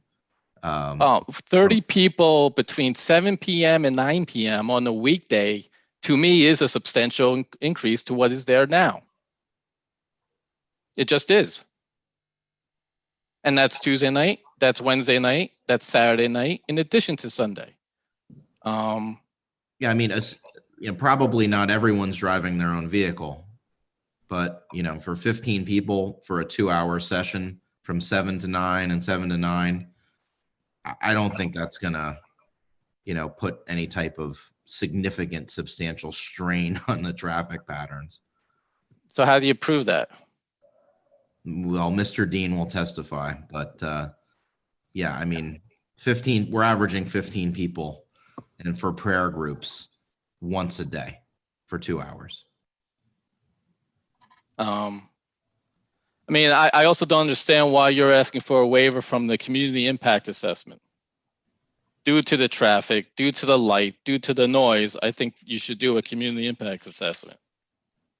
Is there a reason you couldn't? I mean, there's no school age children, and generally that's a waiver. That's, that's a checklist item that's not required for something like a house of worship. So that's why we requested that waiver. This is going to be a tax, certainly not a tax burden on the township. And that's generally when we get into looking at community impact. A traffic study addresses the traffic. A light study could address the lighting. You don't need a community impact statement to do that. But we don't have a lights assessment and we don't have a noise assessment, right? Oh, we're gonna ask for that. Okay. We're gonna ask for that. Does anyone have any other questions from the? No, I'm not done yet. Hold Oh, on. I'm sorry. Go ahead. And you said you're getting a freshwater wetland GP6 that's still Right. pending? Yes. Okay, and I know you said it, but have anybody touched base with them lately? I know they're backed up, and is it administratively complete yet, at least, or under was technical submit- review? Well, keep in mind, it wasn't June 2020, it was 2019. Yeah, understood. So But yes, now they it's- have an added excuse, I'm sure. Exactly. So yes, we have been in communication with them probably once a month. It got to the point where we thought we were pretty much done in August, and they came back with some clarifications regarding the stormwater management. So we have to get back to them on that, and hopefully that would be the end of it. Okay. So hopefully in the next month or two? I would love that. Debbie, I'll just request that we get a copy of that, that they forward a copy of that permit once they receive it from DEP. Sure. That's fine. And E&T species, I know you said in your report, you did a natural heritage program about a year or so ago. There's nothing there. Have you done an updated one? I know since it has been over a year. We did not do an updated one, but that portion, let me just check. Yeah, I guess it was a year ago. But again, I don't expect it would change. But I know I like to get things in writing. Right. I would recommend that you get an updated NHP database review. It's $70. Yep. I would also recommend that you do a U.S. Fish and Wildlife Service IPAC review, which is free. My one main concern, although I doubt it's going to be an issue, will of course be northern long-eared bat, which is a protected species. You are cutting down a lot of trees. Usually if there's any, dead, decaying trees larger than 5-inch DBH, it's potential roosting habitat. But that should all be fleshed out in your GP6 permit from DEP. That if it's an issue, it should be a condition of that permit and then the associated tree cutting timing restrictions. That's why I was asking if you got that permit yet. But I would still recommend, updating the NHP and the IPAC. It's minimal effort. Yeah. And then submitting that to the board as well as follow up. yeah, I know that because these are isolated wetlands, they did go through a vernal habitat review. If I'm not mistaken, Ed Cook is representing, or he's doing the wetlands for us. And my understanding is that I think they even went to the EPA to confirm all this stuff, and probably one of the reasons it's taken so long. Wetlands don't go to the EPA in New Jersey. I thought he did say regarding maybe it was because of the vernal habitat. I know what you're saying, but I think it might have. I don't know. Well, so there's vernal habitat within your project area? No, they did a review of it and there was not. So as Okay. far as the wetlands are concerned, the permit is ready to be issued once we answer the couple clarifications with the stormwater. Okay.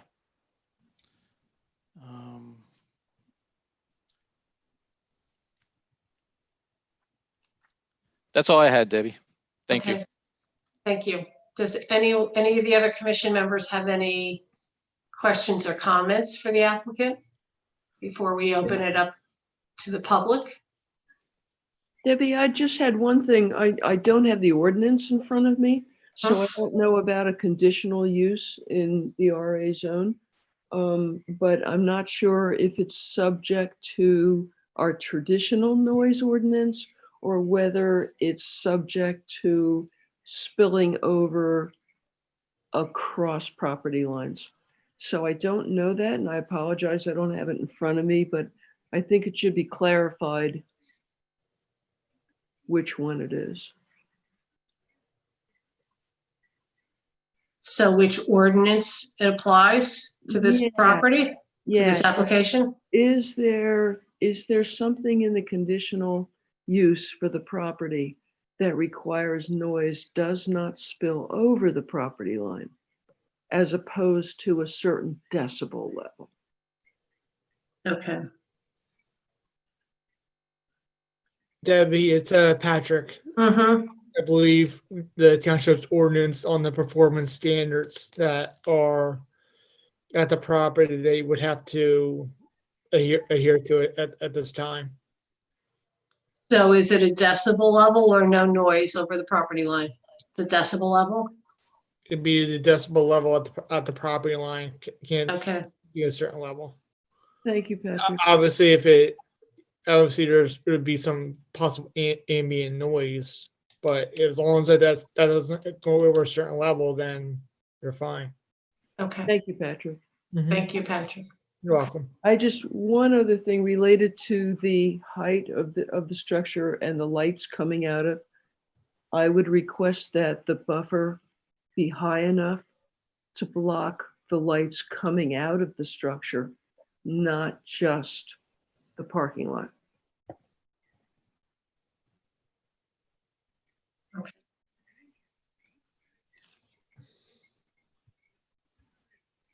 Okay, let's open this Hey, Debbie, application up. one quick thing. Yes. Sorry, Mike Foley again. Just curious for point of clarification. So for the southern half of the property, that's not going to be deed restricted at all, right? So that if you want to expand into the southern portion for future expansion, you could? At this point, no, it won't be deed restricted. Okay. Fred, can we open it up to the to public if anyone has any comments or questions for the applicant? Sure, I see a bunch of hands raised, so I'm just going to go down the list. And as I ask you to unmute, please, if you could just state your name and address, for the record, and we'll go from there. So the first one will be Andrea Kowalski or Joe. Hi, this is Andrea and Joe Kowalski. We actually live on the southern property that's adjacent to here, the one being discussed at 8 Fern Way. And a couple of things that you've said, I guess I'm just trying to get some clarity around. One was I think Michael made a comment that there was going to be no tax implication. Is that because this church will be paying taxes on the property taxes? Well, let me stop right here. This is Pat Corman. This commission is for environmental reasons specifically. Okay. If you have a question about any of the environmental or any of the testimony that was provided tonight, you can freely ask. But this is primarily what this commission does. Your question may be better answered at the time of the Board of Adjustment meeting, but I'll leave it up to the applicant's attorney if he needs to address this now or not. Thank you, Patrick. Yeah, I mean, churches are exempt from taxation. That's state law. I represent multiple towns as their tax attorney. My comment with respect to taxation or was really, focused on community impact. So part of the Hillsborough Township checklist has a provision for a community impact statement. And generally, that is an analysis done by an economist to look at, the dollars and cents of generally larger projects and larger improvements. So for example, when we've gone through all these co-applications, you look at impacts to the school, you look at school-age children, but generally for, I would say the majority of the applications in Hillsborough Township, community impact statement is not done, and that's consistent with most municipalities. Those are generally saved for, large, substantial economic impacts, either positive or negative. Okay, thanks. So the last comment before you opened it up was that the deed was, I guess they're able to expand. Is that a question that we can address here or have addressed here? Or is that also from another committee? That's something I would say that we're open to discussing. And if you email me offline, I can have a direct dialogue with you. Certainly, I don't think it would be outrageous to suggest that the substantial wooded area in the back be placed in a deed restriction. And I would recommend that to my client. Okay, and a couple more environmental questions are, to that point, sorry, to that point, Debbie, I would like to hear what the property owner's comment is regarding, the deed restriction. I was asking the question as well, if she had a follow-up question to me or the applicant. If it's appropriate, I would at least would like to hear it. If it's not appropriate, please tell me so. I'm not sure I understand your question, Mike. I thought Mike Ogrodnik said that he would recommend to his client a possible deed restriction on the back portion of the property. Mike Ogrodnik, is that correct? That's what I'm saying, that they couldn't. Yeah, that seems reasonable to me. There's really no plan at this point to expand into that area. Again, this is a small congregation. So certainly, and now we also have to recognize that we don't own the property yet. We're contract purchasers, so we don't have authority to certainly bind the current property owners, but this could be something that we could discuss subject to the approvals. Thank you. So Mike Foley, does that answer your question? If he's recommending a deed restriction, I would like, I don't know. Andrea, did that answer your question? It did, and I think, I can certainly follow up with Michael. But, back to more the environmental thing. So this year, there's a pair of eagles bald eagles that nest right behind our homes. And so it's kind of cool for us, but I definitely know or believe that they are on the endangered list for New Jersey, but, maybe not so much for the federal any longer. But we see them quite a bit. We see some owls. I don't know what kind they are, and some other animals or birds. I don't know as much as nesting. So Andrea? Yep. Where is this on your property, or how is it in reference to the site that we're talking about? Well, I would say it's at the southern end of the site that they are roosting or nesting. Like we see them there, we see them flying around, dropping down to pick up, trying to pick up animals. Okay, that's very good information. I've probably seen them a half a dozen times. They're always circling the house. They're always circling in the area. Yeah, it's very hard to hear you. Sorry, Andrea. Yeah, this is Fred from IT. Is somebody else speaking at your home? Yeah, I'll move over, my husband. Okay, great. Thank you. Can you hear me? Yes, now we can. Okay, sorry about that. I was sitting a little bit behind my wife, but I've certainly seen the eagles circling and roosting in the back of my house at 8 Fern Way. It's a really nice sight to see. These are bald eagles? Bald eagles, absolutely 100%. Very cool. Yeah. So Very cool. that's something I wouldn't want to stop happening. That did not show up in the report, I don't believe. Right, and this is the first year that we've seen them. Yeah. You know, so I don't know if they just, you know, came here this year. I mean, and obviously there's other bald eagles in Hillsborough. We see them on Homestead Road and other places. Right, But that's correct. anyway, just wanted to kind of, you know, let you know. But again, to Michael's point, if, you know, they do some type of deed restriction towards all the wooded property in the back, maybe that mitigates some of that. And then I think my last comment before I'll turn it over to others on here was, you know, I know that there's the tree reduction versus planting, and there was the comment about, you know, the runoff to the south, you know, potentially, you know, like the back part, you know, I would say to paint or to plant the trees in the southern half, you know, and catch any of rainwater or whatever, runoff or whatever it's called. But those are my thoughts, and I'll stop unless Joe, you have anything else to open it up, because I know there's several others on the line. No, Okay, thank you very much for your input. Much appreciated.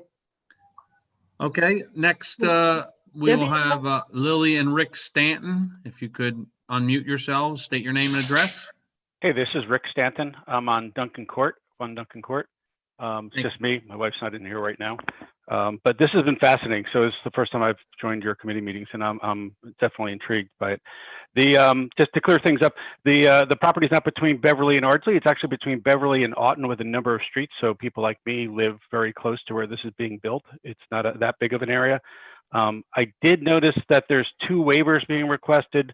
There's also the economic hardship for trees. And Michael has talked a number of times about the minimum potential of congregants at the church, but really they're building a church with 60 parking lots and 180 people, right? So you really have to go by max potential, not minimum potential of all this. So having 60 cars pull into what's already a dangerous intersection on, or a dangerous stretch of Hillsborough Road, if you've driven it or tried to walk it, is already a problem. Craig had mentioned that some of the runoff will go into the road over there. And if you live by us, you know that's the part of the road that floods and then ices over because it floods. There's a storm drain right across from that property that they've repaired that road multiple times there because it floods, ices, cracks. But you know, the lack of the sidewalk and the ability for you guys to have to expand that makes it more dangerous there to me. But you know, to me, it's if you say there's an economic hardship for 60 cars and it's a small congregation, like Michael said earlier, then do we need 60 parking spaces? Can they get away with not having variances like we saw with the other 2 properties if it was a smaller parking lot and then they adhere to the regulations of the town, right? Michael had mentioned that this is kind of a residential neighborhood and the use is consistent. Well, it's not kind of a residential neighborhood. It actually is a very residential neighborhood with a school there as well. And the use is consistent, maybe legally to the zoning, but there are no other consistent use applications like this, like churches in this neighborhood, right? So this is changing the dynamic of the neighborhood, which, you know, again, has an ecological impact to that. So my question basically is, you know, we just went through 2 other applications with waivers, you know, being questioned. Here we have 2 waivers and an economic hardship for trees. You know, I think that the consistent narrative here is to look at those carefully. Thank you. We will make note of that. Okay, Chairman, we'll move on. Okay. If there's Thank no you. other comments on that one. The next one is Lori Sweeney. You could unmute yourself, state your name and address, please. Hi, I'm Lori and Jim Sweeney, and we live at 1 Gale Court, which is adjacent to 8 Fern Way. So we're on the south, I think it's the southeast corner of the back of their lot. And we wanted to just bring up about the environmental impact study, how not even half, it seemed, of the wildlife that we see back here, the birds. The eagles are fairly new, I would say, this year, and we see them a lot. But we raised our kids here. There's red-bellied woodpeckers. There are other near threatened species back there, the leopard toads. I know my husband will get into a list. There's a great horned owl that's been here for many years. So we were really disappointed because we felt that study really glossed over and did not take into account a lot of the wildlife. And again, my husband, I know, wants to comment on that. But the other thing I wanted to bring up is Michael mentioned how there's a substantial woodland between our properties, the back of our properties and the back of the church parking lot. But that's not the case. It's scrub brush, and they're planning to not, or asking to not plant any trees or any barriers back there. And this is extremely quiet and dark neighborhood, very wildlife friendly. So it's going to substantially change Gale Court and Fern Way. And we would really like the committee to consider that those trees that they don't feel like planting should be populated back there, as opposed to some scrub bushes that are back there now in the tree line that we've planted over the last 20 plus years. So those 2 points I wanted to make, and I know if it's okay, my husband wants to chime in. Thank you, Lori. Hi, I'm Jim Sweeney. And yeah, we're looking at the environmental part of it, the environmental impact study.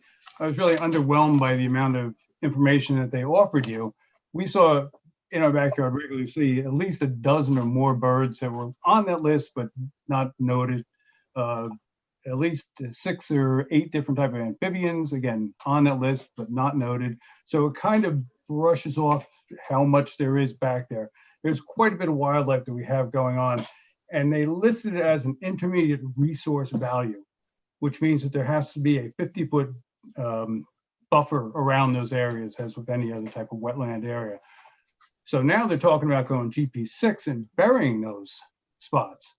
And those puddles, which are probably bigger than the footprint of our house, also drain into smaller puddles and smaller areas behind that are supporting this wildlife. And we don't want to see the leopard frog disappear, or the box turtle, or things like that. These are unique things to see in our backyard. We can't support them in our backyard. It has to be supported in a much larger environment. There was also mentioned before about dead trees. So you're going to go removing trees, but the dead trees are where the bald eagle sits. It's where the horned owl is sitting. And it's in the middle of the parking lot. Yeah, and there too. The southern part of the parking lot is where you're showing a bunch of trees being pulled out. That area is supporting the watershed area. So again, we see this as being a problem that's not just filling in those couple of areas, but it's going to affect everything down the road. And eventually, any chance that the amphibians have are going to be impacted. Jim, thank you very much for that information. Very, very useful, very helpful. I have one more question, if I may. Sure, go ahead. Parking lot itself, you're talking about the drainage, taking it all out to the street. Is that parking lot going to have a raised curb to it? So if there is one of those inch-an-hour rainstorms, which we do get around here, or a 3-inch rain day, that they're not going to be spilling out more so than would normally occur from the impervious surface? So will Yes, all that water in the parking lot be contained and brought to the street side, to the north side? The parking lot will have a curb all around the outside of it. Okay, thank you for answering that. All right, thank you very much. Fred, do we have anybody else on the line? Yeah, we still have a bunch of hands. So the next one will, Vincent Kroll, please again state your name and address for the record, please. Hi, Vincent Kroll, 5 Gale Court. Our property is adjacent to the others that where this is being built, and the site is closer to our house in Woods Road School. My concern would be the light pollution coming from the parking lot, and I can see the light quite clearly from Woods Road School from where I live, and this would be even closer. So my concern would be the light on that. A second question that I have also is the sidewalks on Hillsborough Road. I know you're gonna have 195 foot of sidewalk, and then no sidewalk, and then sidewalk again, where if anyone is leaving the church or coming to the church, they would be walking back out onto Hillsborough Road. I know you mentioned that earlier. And finally, my question is, you mentioned that there was a traffic study done from May 6th. Was that the traffic study, was it completed on May 6th? Was it completed earlier? Because that was in the height of the pandemic when traffic was incredibly lighter than usual. I'm not sure the answer about the traffic study. I believe Gary Dean took data pre-pandemic, but that's something that we'll certainly address in more depth and detail at the hearing.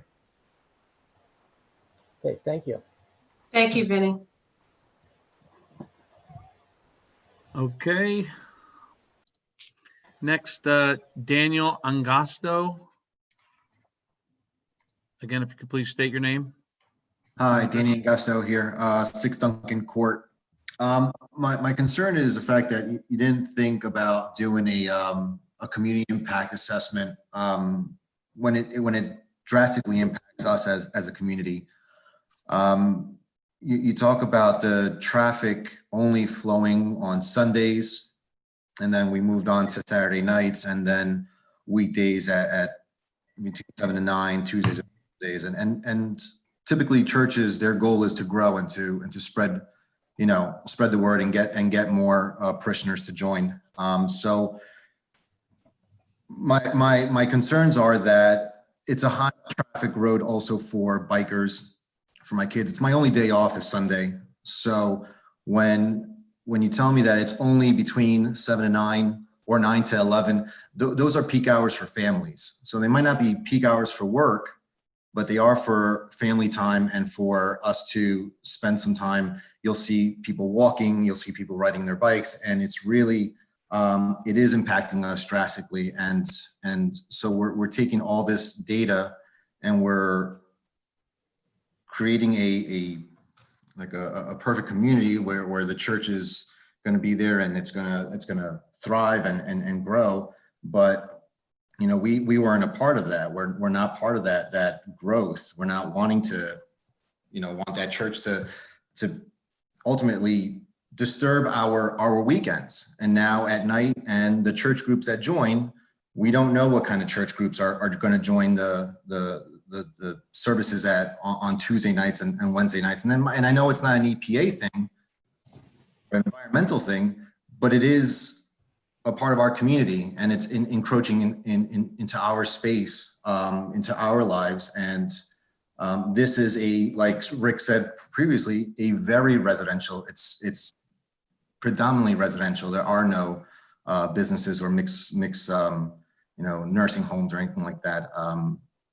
That take in, hopefully, you're hoping to take in 180 people. No one else here outside of the school has 180 people living in their home. So we keep comparing it. Well, it's nothing like a home, a residence. No, it's not, but it's 180 people at one time, potentially. And hopefully you'll grow out of that. That's always the goal, is to grow beyond your capacity. So to say that it's kind of like a residential, or it's kind of, sorry, I lost my train of thought there. It's a residence. Compared to a residence, it's not that much flow of traffic, correct? But at one specific time from 9 to 11 or whatever the hours are, it's a huge amount of traffic coming in and disturbing our community. So that's my 2 cents, is that you're taking it, you're comparing to work hours, and you're comparing it to your everyday work week, but the times that you're impacting us is not during that time, which is fine, but you're impacting us when we're all home and trying to enjoy our community. And that's it. Thank you, Daniel. Daniel, what was your address? I didn't catch the street name. 6 Duncan Court. So we Duncan Court. Okay, thank you. 4 houses away from the project. Okay, great. Thank you very much. Okay. Okay, next we have just Chris. If you could unmute yourself, state your name and address, please. Yeah, hi. Can you hear me? Yes, we can. Yes. Okay, I'm Christopher Chu. I'm directly the house right on the east side of the property, right on the line there. What's your address, Chris? Oh, it's 8 Linden Drive. So Thank you. right on the edge there. Go ahead. Yeah, I got a couple questions. Worried about the buffer, how big this tree buffer is, because we've got a pool back there and we got small kids, and really don't want a bunch of strangers looking into the house, into the yard where normally there's nobody there at all. There is, like everybody else said, lots of wildlife. There's foxes running around, all sorts of deer and everything. So not as concerned with it, but a little bit. I mean, hate to bother all the wildlife around. The thing with the traffic, as Dan said, if you've ever seen Woods Road School when it's got an event, this church could potentially have an event and it is crowded, the roads. And we already have it on one side, and that's perfectly understandable because that church has been here since, this place has been around at the school. But now we have a second source of traffic. And if there are events when the thing grows, this could be a huge impact, as it's once you start getting a little bit of traffic, it starts to really expand exponentially when you get that many cars in one small little street coming in. Just curious about that also. Did you ask, Chris, what the buffer is going to be on the? Yeah, I want to know what the buffer is, because we are going to be directly there, right on the edge of this property. And I really, don't want to see this large building.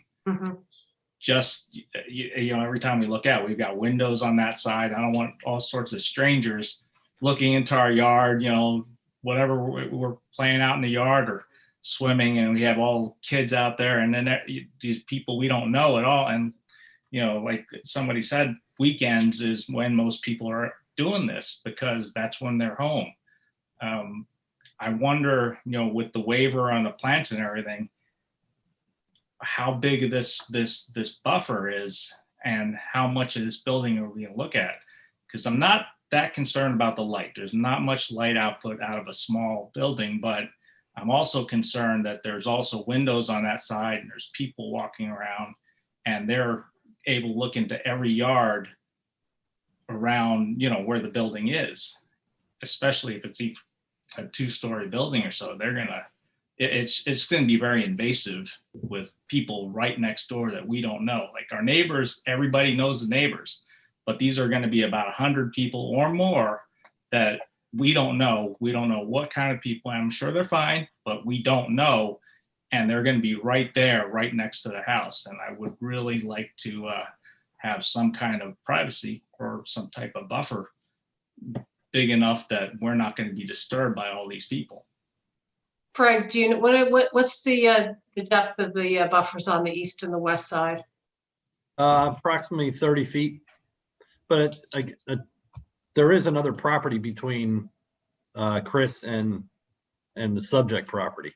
But the buffer that we're proposing is 30 feet from the property line along both. What property is there? Because we're right on the tree line. There is nothing else between us and that yard. We're right on the corner of the cul-de-sac. Yep. And lot 31 is between us and your property, because you're right at the end of Linden right? Drive. Right. Yeah. You're on the north side of Linden. Right.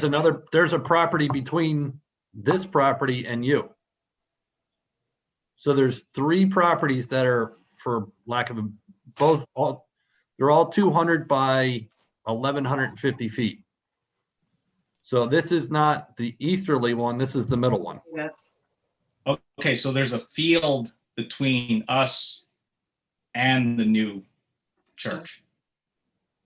I think the back of that property is somewhat wooded as well. Okay, all right. If it's not in the same area, I always thought it was going to be built right next to the tree line over here. Yeah. Okay, I'm And, fine. and then also keep in mind that, as we said in the beginning, the property is 1,150 feet deep, and the back of the southern end of the parking lot will be 600 feet from the rear property line. So you're still going to have 600 by 200 feet worth of woods from the southern property line to. Yeah, but we're on the east. I know. And then we are doing some buffering along the east side. That'll be about 30 feet wide.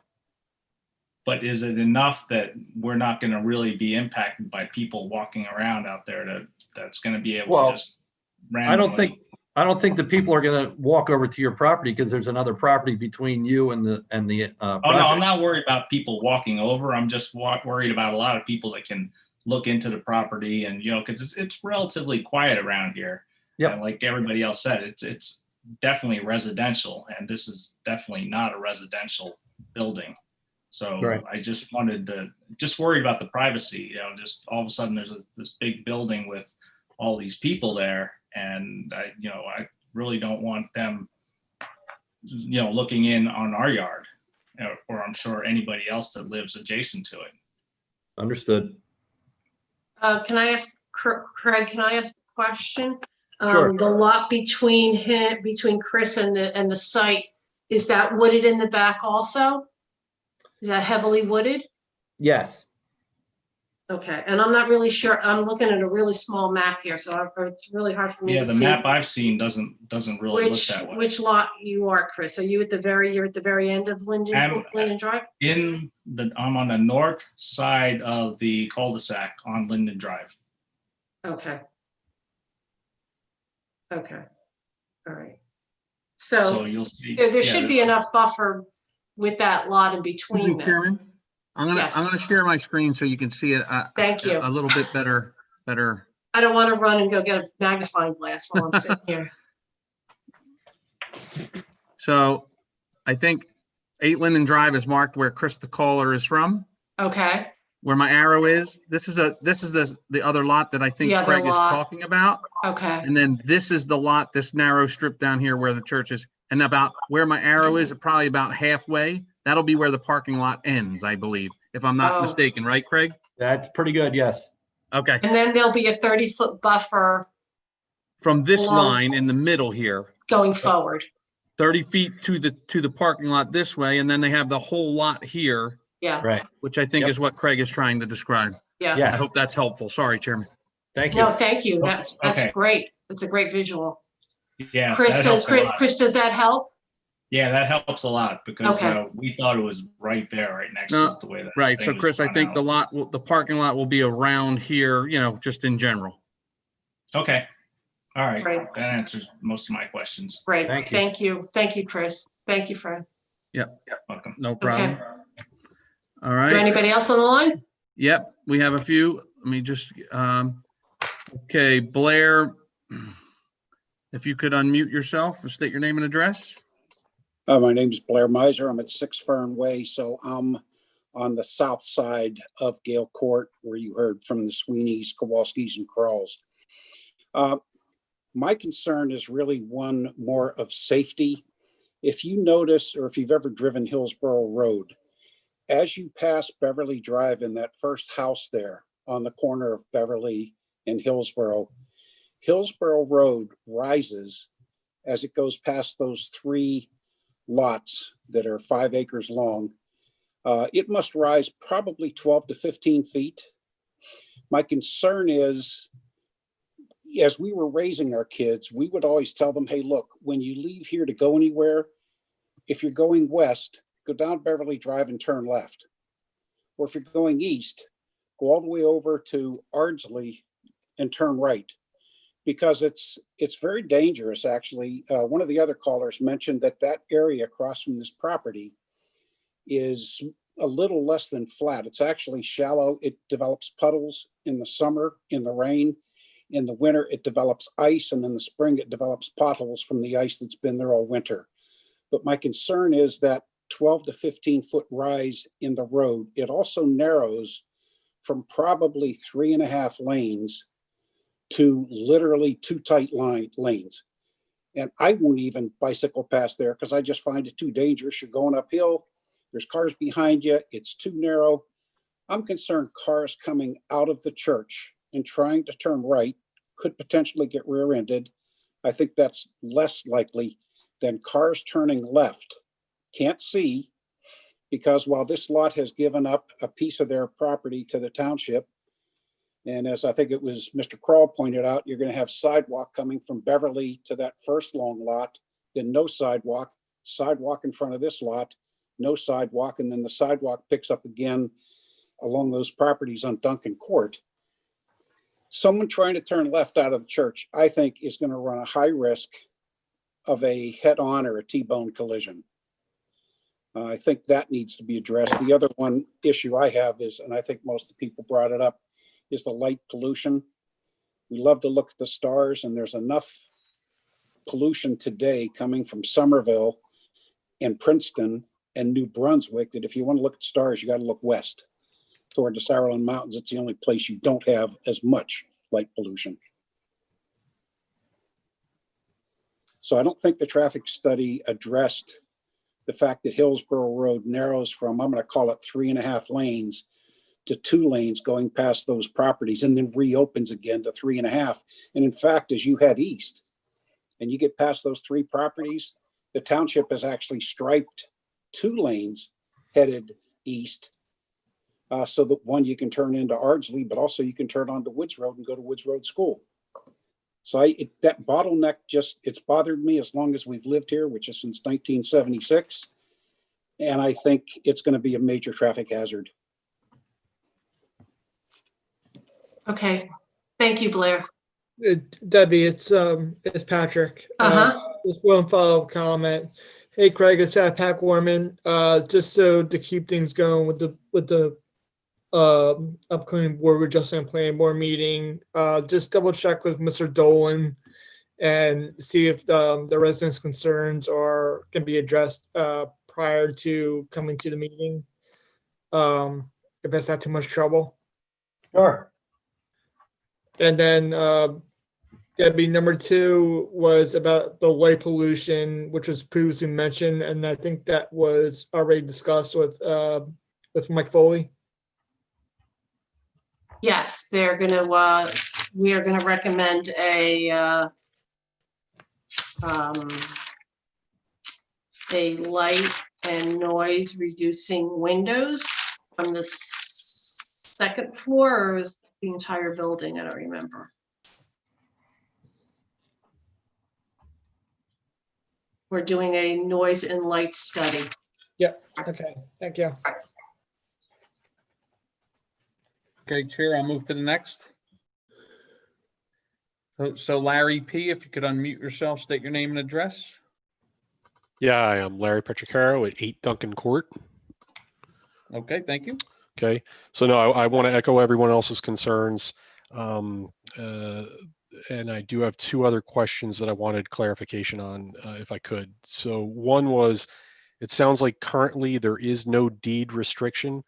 Does that mean that currently there could be further development done on that property? Yes. Okay. So what we're talking about currently is a maximum of 60 parking spaces and a congregation of potentially 180 people. But it sounds like the potential currently would be there for there to be more parking spaces, more traffic, and potentially more people. So that's obviously a concern that I would have. The other question I have to make sure I ask is about the noise ordinance. So there was a question about decibel levels versus whether it spills over the property line. And I wasn't sure, and I think Patrick, you mentioned it, but I wasn't sure what the difference was and which ordinance this property falls under. Sure. Do you want me to go first, Debbie? Sure, yeah, go ahead. Yeah, so generally the noise ordinance has to deal with the decibel level at the property line. If the decibel level, it does exceed levels and goes beyond the property line, then that's a concern. But even at the property line, if it is exceeding a certain number, then it has to be addressed. So with the noise, potential noise study, it should shed some light onto possible noise levels that will be at the property line. Okay, thank you. Mhm. Thank you, Larry. Okay, is there any more comments from the public? If you need to speak on this application, please raise your hand. Okay, Chairman, I see no more at this time, so you can proceed. Thank you very much. All right, so I guess I think you're going to the Board of Adjustments in December is what I understand. So we will have a report available addressing all of our concerns, and we will certainly summarize all the concerns of the local residents in our application so that the Board of Adjustments is aware of it. And I'm sure many of these residents will be at that meeting or on that call also. So I want to thank everyone who participated on this call with this application. Chairman, I do see somebody raise their hand. I don't know if you want to allow them to speak or not at this time. Well, yeah, one more and that's it. Okay.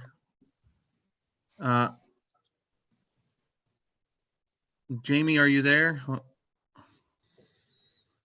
a minute. Let's see what's happening. Okay, Jamie, can you state your name and address, please? We were having some technical problems. So we just found out today from a concerned neighbor about the plans for Harvester Gospel Center to build this church off of Hillsborough Road. Mm-hmm. And I was so surprised and upset that this could possibly happen, because when Michael said that, you know, it seemed like it was a mixed neighborhood. It's not. They are putting a church right in the middle of our neighborhood. Besides a school, that is it. A school that we want for our children. I feel like, you know, this is about variances and guidelines and standards of Hillsborough that were established to keep our residential areas separate. We're not a mixed neighborhood. We are a residential neighborhood. This is why so many of us moved here. This is why we chose this section of Hillsborough to build our lives and communities. This is where our children live and they play and they go to school here. And I read on the document earlier today that there could be possibly 90 members. This lot, I can't even imagine having 90 cars pull into Hillsborough Road when it's already dangerous. Anytime our property, we're 6 Duncan Court, our property butts up to Hillsborough Road. You have to be out there 10 minutes with your children to see how dangerous that section of the road is. How many accidents almost occur, how many, even though children are told not to go in that section of Hillsborough Road, they're riding their bikes and they're skateboarding. And it won't be that it's just a Sunday service. It's going to be multiple Sunday services, Saturdays, weekdays, and this church will grow. That's why they chose this property, is so that it would grow in the middle of our neighborhood. On Hillsborough Road already, the curbs are deteriorating. The road is in need of repair. There is constant ice and water is always accumulating. Our drains don't drain as it is. And now we're going to build more and have this large parking lot. And I know many of our neighbors talked about the wildlife and all the positive attributes of this neighborhood. It's because it's dark. It's because it's quiet. It's because our kids get to see wildlife. And I think that's going to be ruined by this church. And I'm concerned about the animals. I'm concerned about the safety of our children on that road. And I'm wondering how we are going to accommodate all of these cars and people that will be coming all days of the week, and especially on the weekends. Are we going to have, in some towns where they allowed this, are we going to have police officers like navigating traffic? Because it's already an issue. People pull over behind our house as it is because they have near accidents in that section of town. My question is there were so many members of our community that found out today about this. I'd like to know where we can get a recording, because I did have some neighbors that work nights that wanted to listen to what happened so they could participate next time. And when the next meeting is, because I know that many of them would like to take off and participate more. So this application is going to the Board of Adjustments in December, and I You have don't, a date for Jamie, that? I don't know what day in December that is. And Patrick, I'm not sure if you've set up the schedule for December yet. As far as getting this recording, Fred, do you know how that is Yes, can obtain that? I'll let Patrick answer actually the first one and maybe even the second one. Okay, great, thank you. This is the meeting is recorded, and Patrick, I assume it's public record that we can give them that information, but I'll let you speak first. Yeah, the meetings on record, we put up on YouTube, right, Fred? That's correct. It will be 5 minutes after this meeting is over. This is actually being live streamed on YouTube. So if you go to the Hillsborough website, the Hillsborough YouTube channel, you'll be able to watch the entire video of the meeting. Okay, thank you. And we don't have a date in December yet. And that'll be Patrick as well. We do. I just want to make sure I give you the right date. Just hang on for 1 second. I mean, I should know this by heart because I am on that board, but I don't have my calendar in front of me. December 2nd, 7 o'clock. And it'll be a Zoom meeting too, I'm assuming? Yes, the meetings for the time being are still on the Zoom platform. And the link will be found on the website? Yeah, there'll be a link on the website. It'll be advertised in the paper, and if you're within 200 feet of the property boundary, then you'll be notified by mailing by the applicant. Okay, and my next question is that all of the things that were asked from either the residents or from the committee, will those things be addressed beforehand? Because even when I was looking over the 400-page document, it was a lot to quickly go through in a night. Will we have those things in advance? The materials for the meeting are available digitally on the township website. So the traffic study that will be available? Under the civic clerk website. I believe all the information will be available. If not, you can contact our office and then we'll have to make accommodations. Okay, and then my next question is if that traffic study was done in May, which anybody that lives in this area knows that it was basically walkers and bikers at that time on Hillsborough Road, will there be a new one done? I can't speak for that. The applicant will need to address that. We can make that a comment of our environmental commission report to the Board of Adjustments, and ask when the actual study was done, and if it was done during in the COVID period, that we would request that it could be redone. And let me just, I'm sorry, if it is requested that it's redone, then would the community have time to read it over before December 2nd? That I don't know. Okay. I think the initial question is one, we need to find out when the traffic study was done. And number two, between our board engineer and the traffic engineer for the applicant, does it require any type of update or revision? I think that's what it's being asked at the moment. Right. I mean, even though it was dated in May, it could have been done 6 months prior to that. We don't really know. So if it was out of the COVID area, it may be acceptable. We just don't know at this point in time. It's a little bit of touch and go. Right. But if it was during the time, then the committee will request that it's redone and we'll have that information before December. We will request it be done. I'm not sure when they will be able to do it. Okay. We don't have any control of that. All right. And then my last question is to the committee, I guess, is why isn't there a community impact statement being done?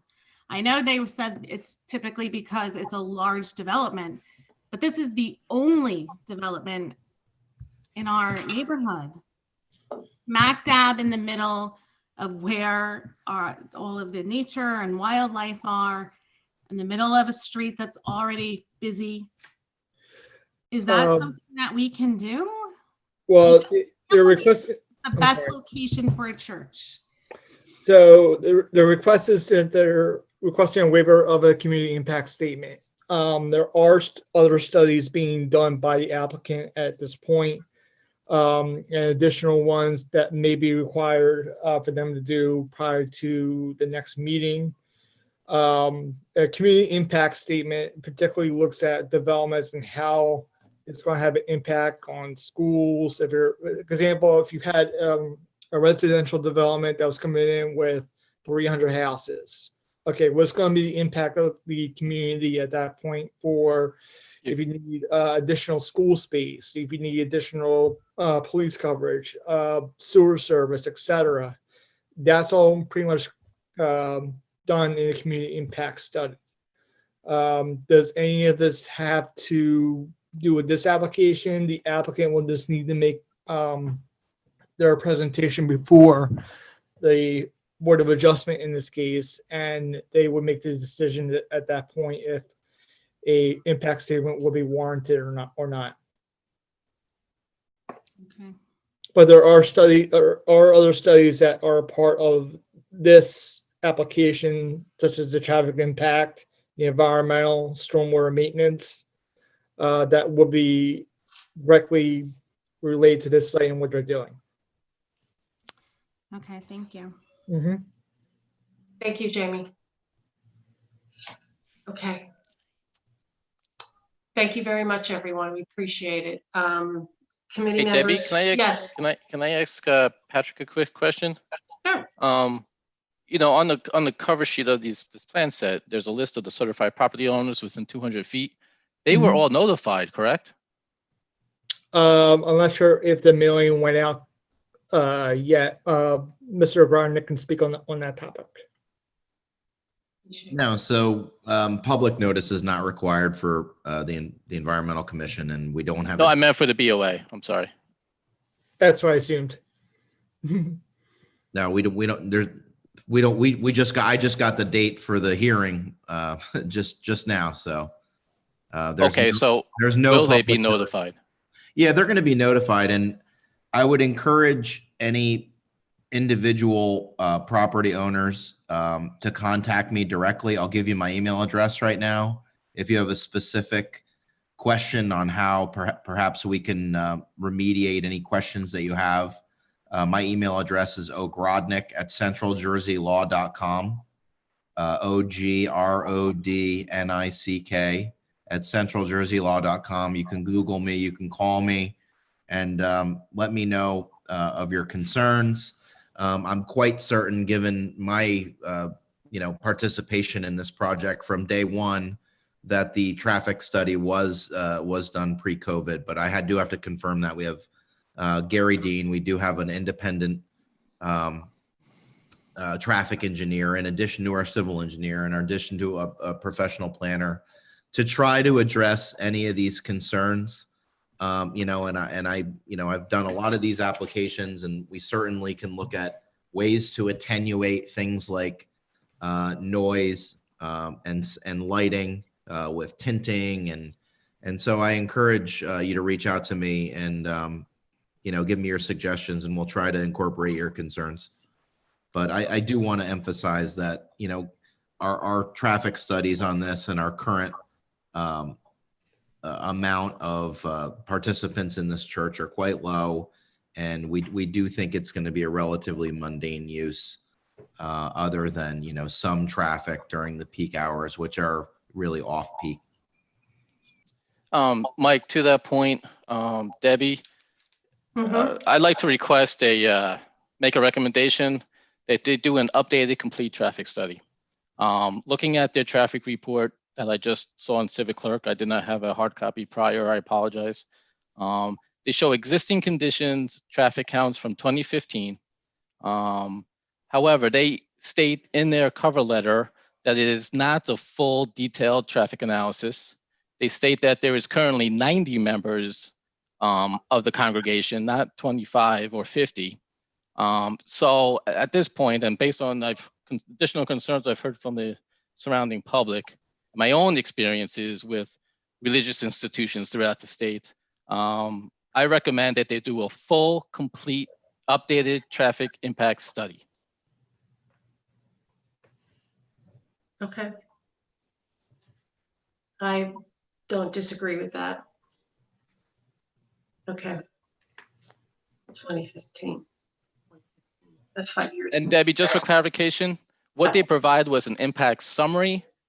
That's not what I'm talking about. I'm talking about a detailed traffic impact study, not a summary of their potential use compared to other potential uses, was what they did. So that's like saying, okay, well, this proposed church is going to be better than the proposed 200, residential townhouse complex, or compared to a, another church or another. They had a whole list of different other proposed uses, a cemetery or something. Okay. That's Yeah, not what I we're saw talking that. about. I did see that. Yep. That was just a simple firsthand summary Yeah, analysis. it's a first cut.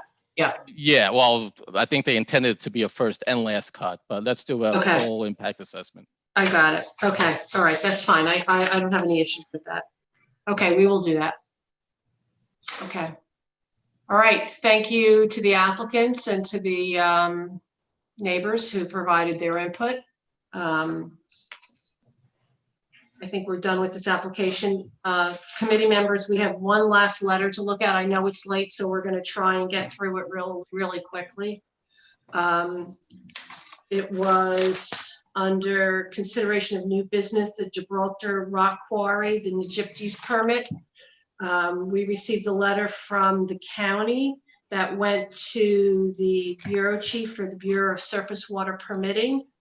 And I guess there was an incident of, I thought there was an incident where there was some runoff going into from the quarry. And I guess the permit is in review. The permit renewal is in review at this point in time. And Louise was asked by, Louise, who were you asked by to look at this letter, to pass it along to us? I received the letter from someone and they said, would you please forward it to the Environmental Commission? And I think the key thing that got me was the strange runoff from the quarry. So I wasn't sure what the strange runoff was, but I think it would be worth looking at. But I'm not really sure who does that. I mean, we can bring that up to the engineering department potentially to have them take a look at it. I know that the quarry was looking into using a polymer to flock the fines so that they didn't go down into the local streams. Yeah. That may be it. That may have nothing to do with it. I don't know. But we can certainly pass it along to engineering and have them look into it. Yeah, I think that sounds good. I know the fines have been a problem up there for a long time. So. Oh, yeah. Okay, so we're going to pass that along to the engineering group to follow up. Okay. All right. At this point, do we want any old business, or is there any other business from the floor? I see none, Chair. Thank you. Okay, let's move for an adjournment, please. I move to Need- adjourn. Thank you, Louise. Wait a second. I'll second. Thank you, Thank you. Michael. All right, thank you, everybody. It was a good meeting. It was a long meeting, but I think we got a lot accomplished, and I think we did some really good work tonight. Thank you everyone for your Thanks, time. everyone. Patrick, thank you. Good job. Good job, Debbie. Fred, thank you again.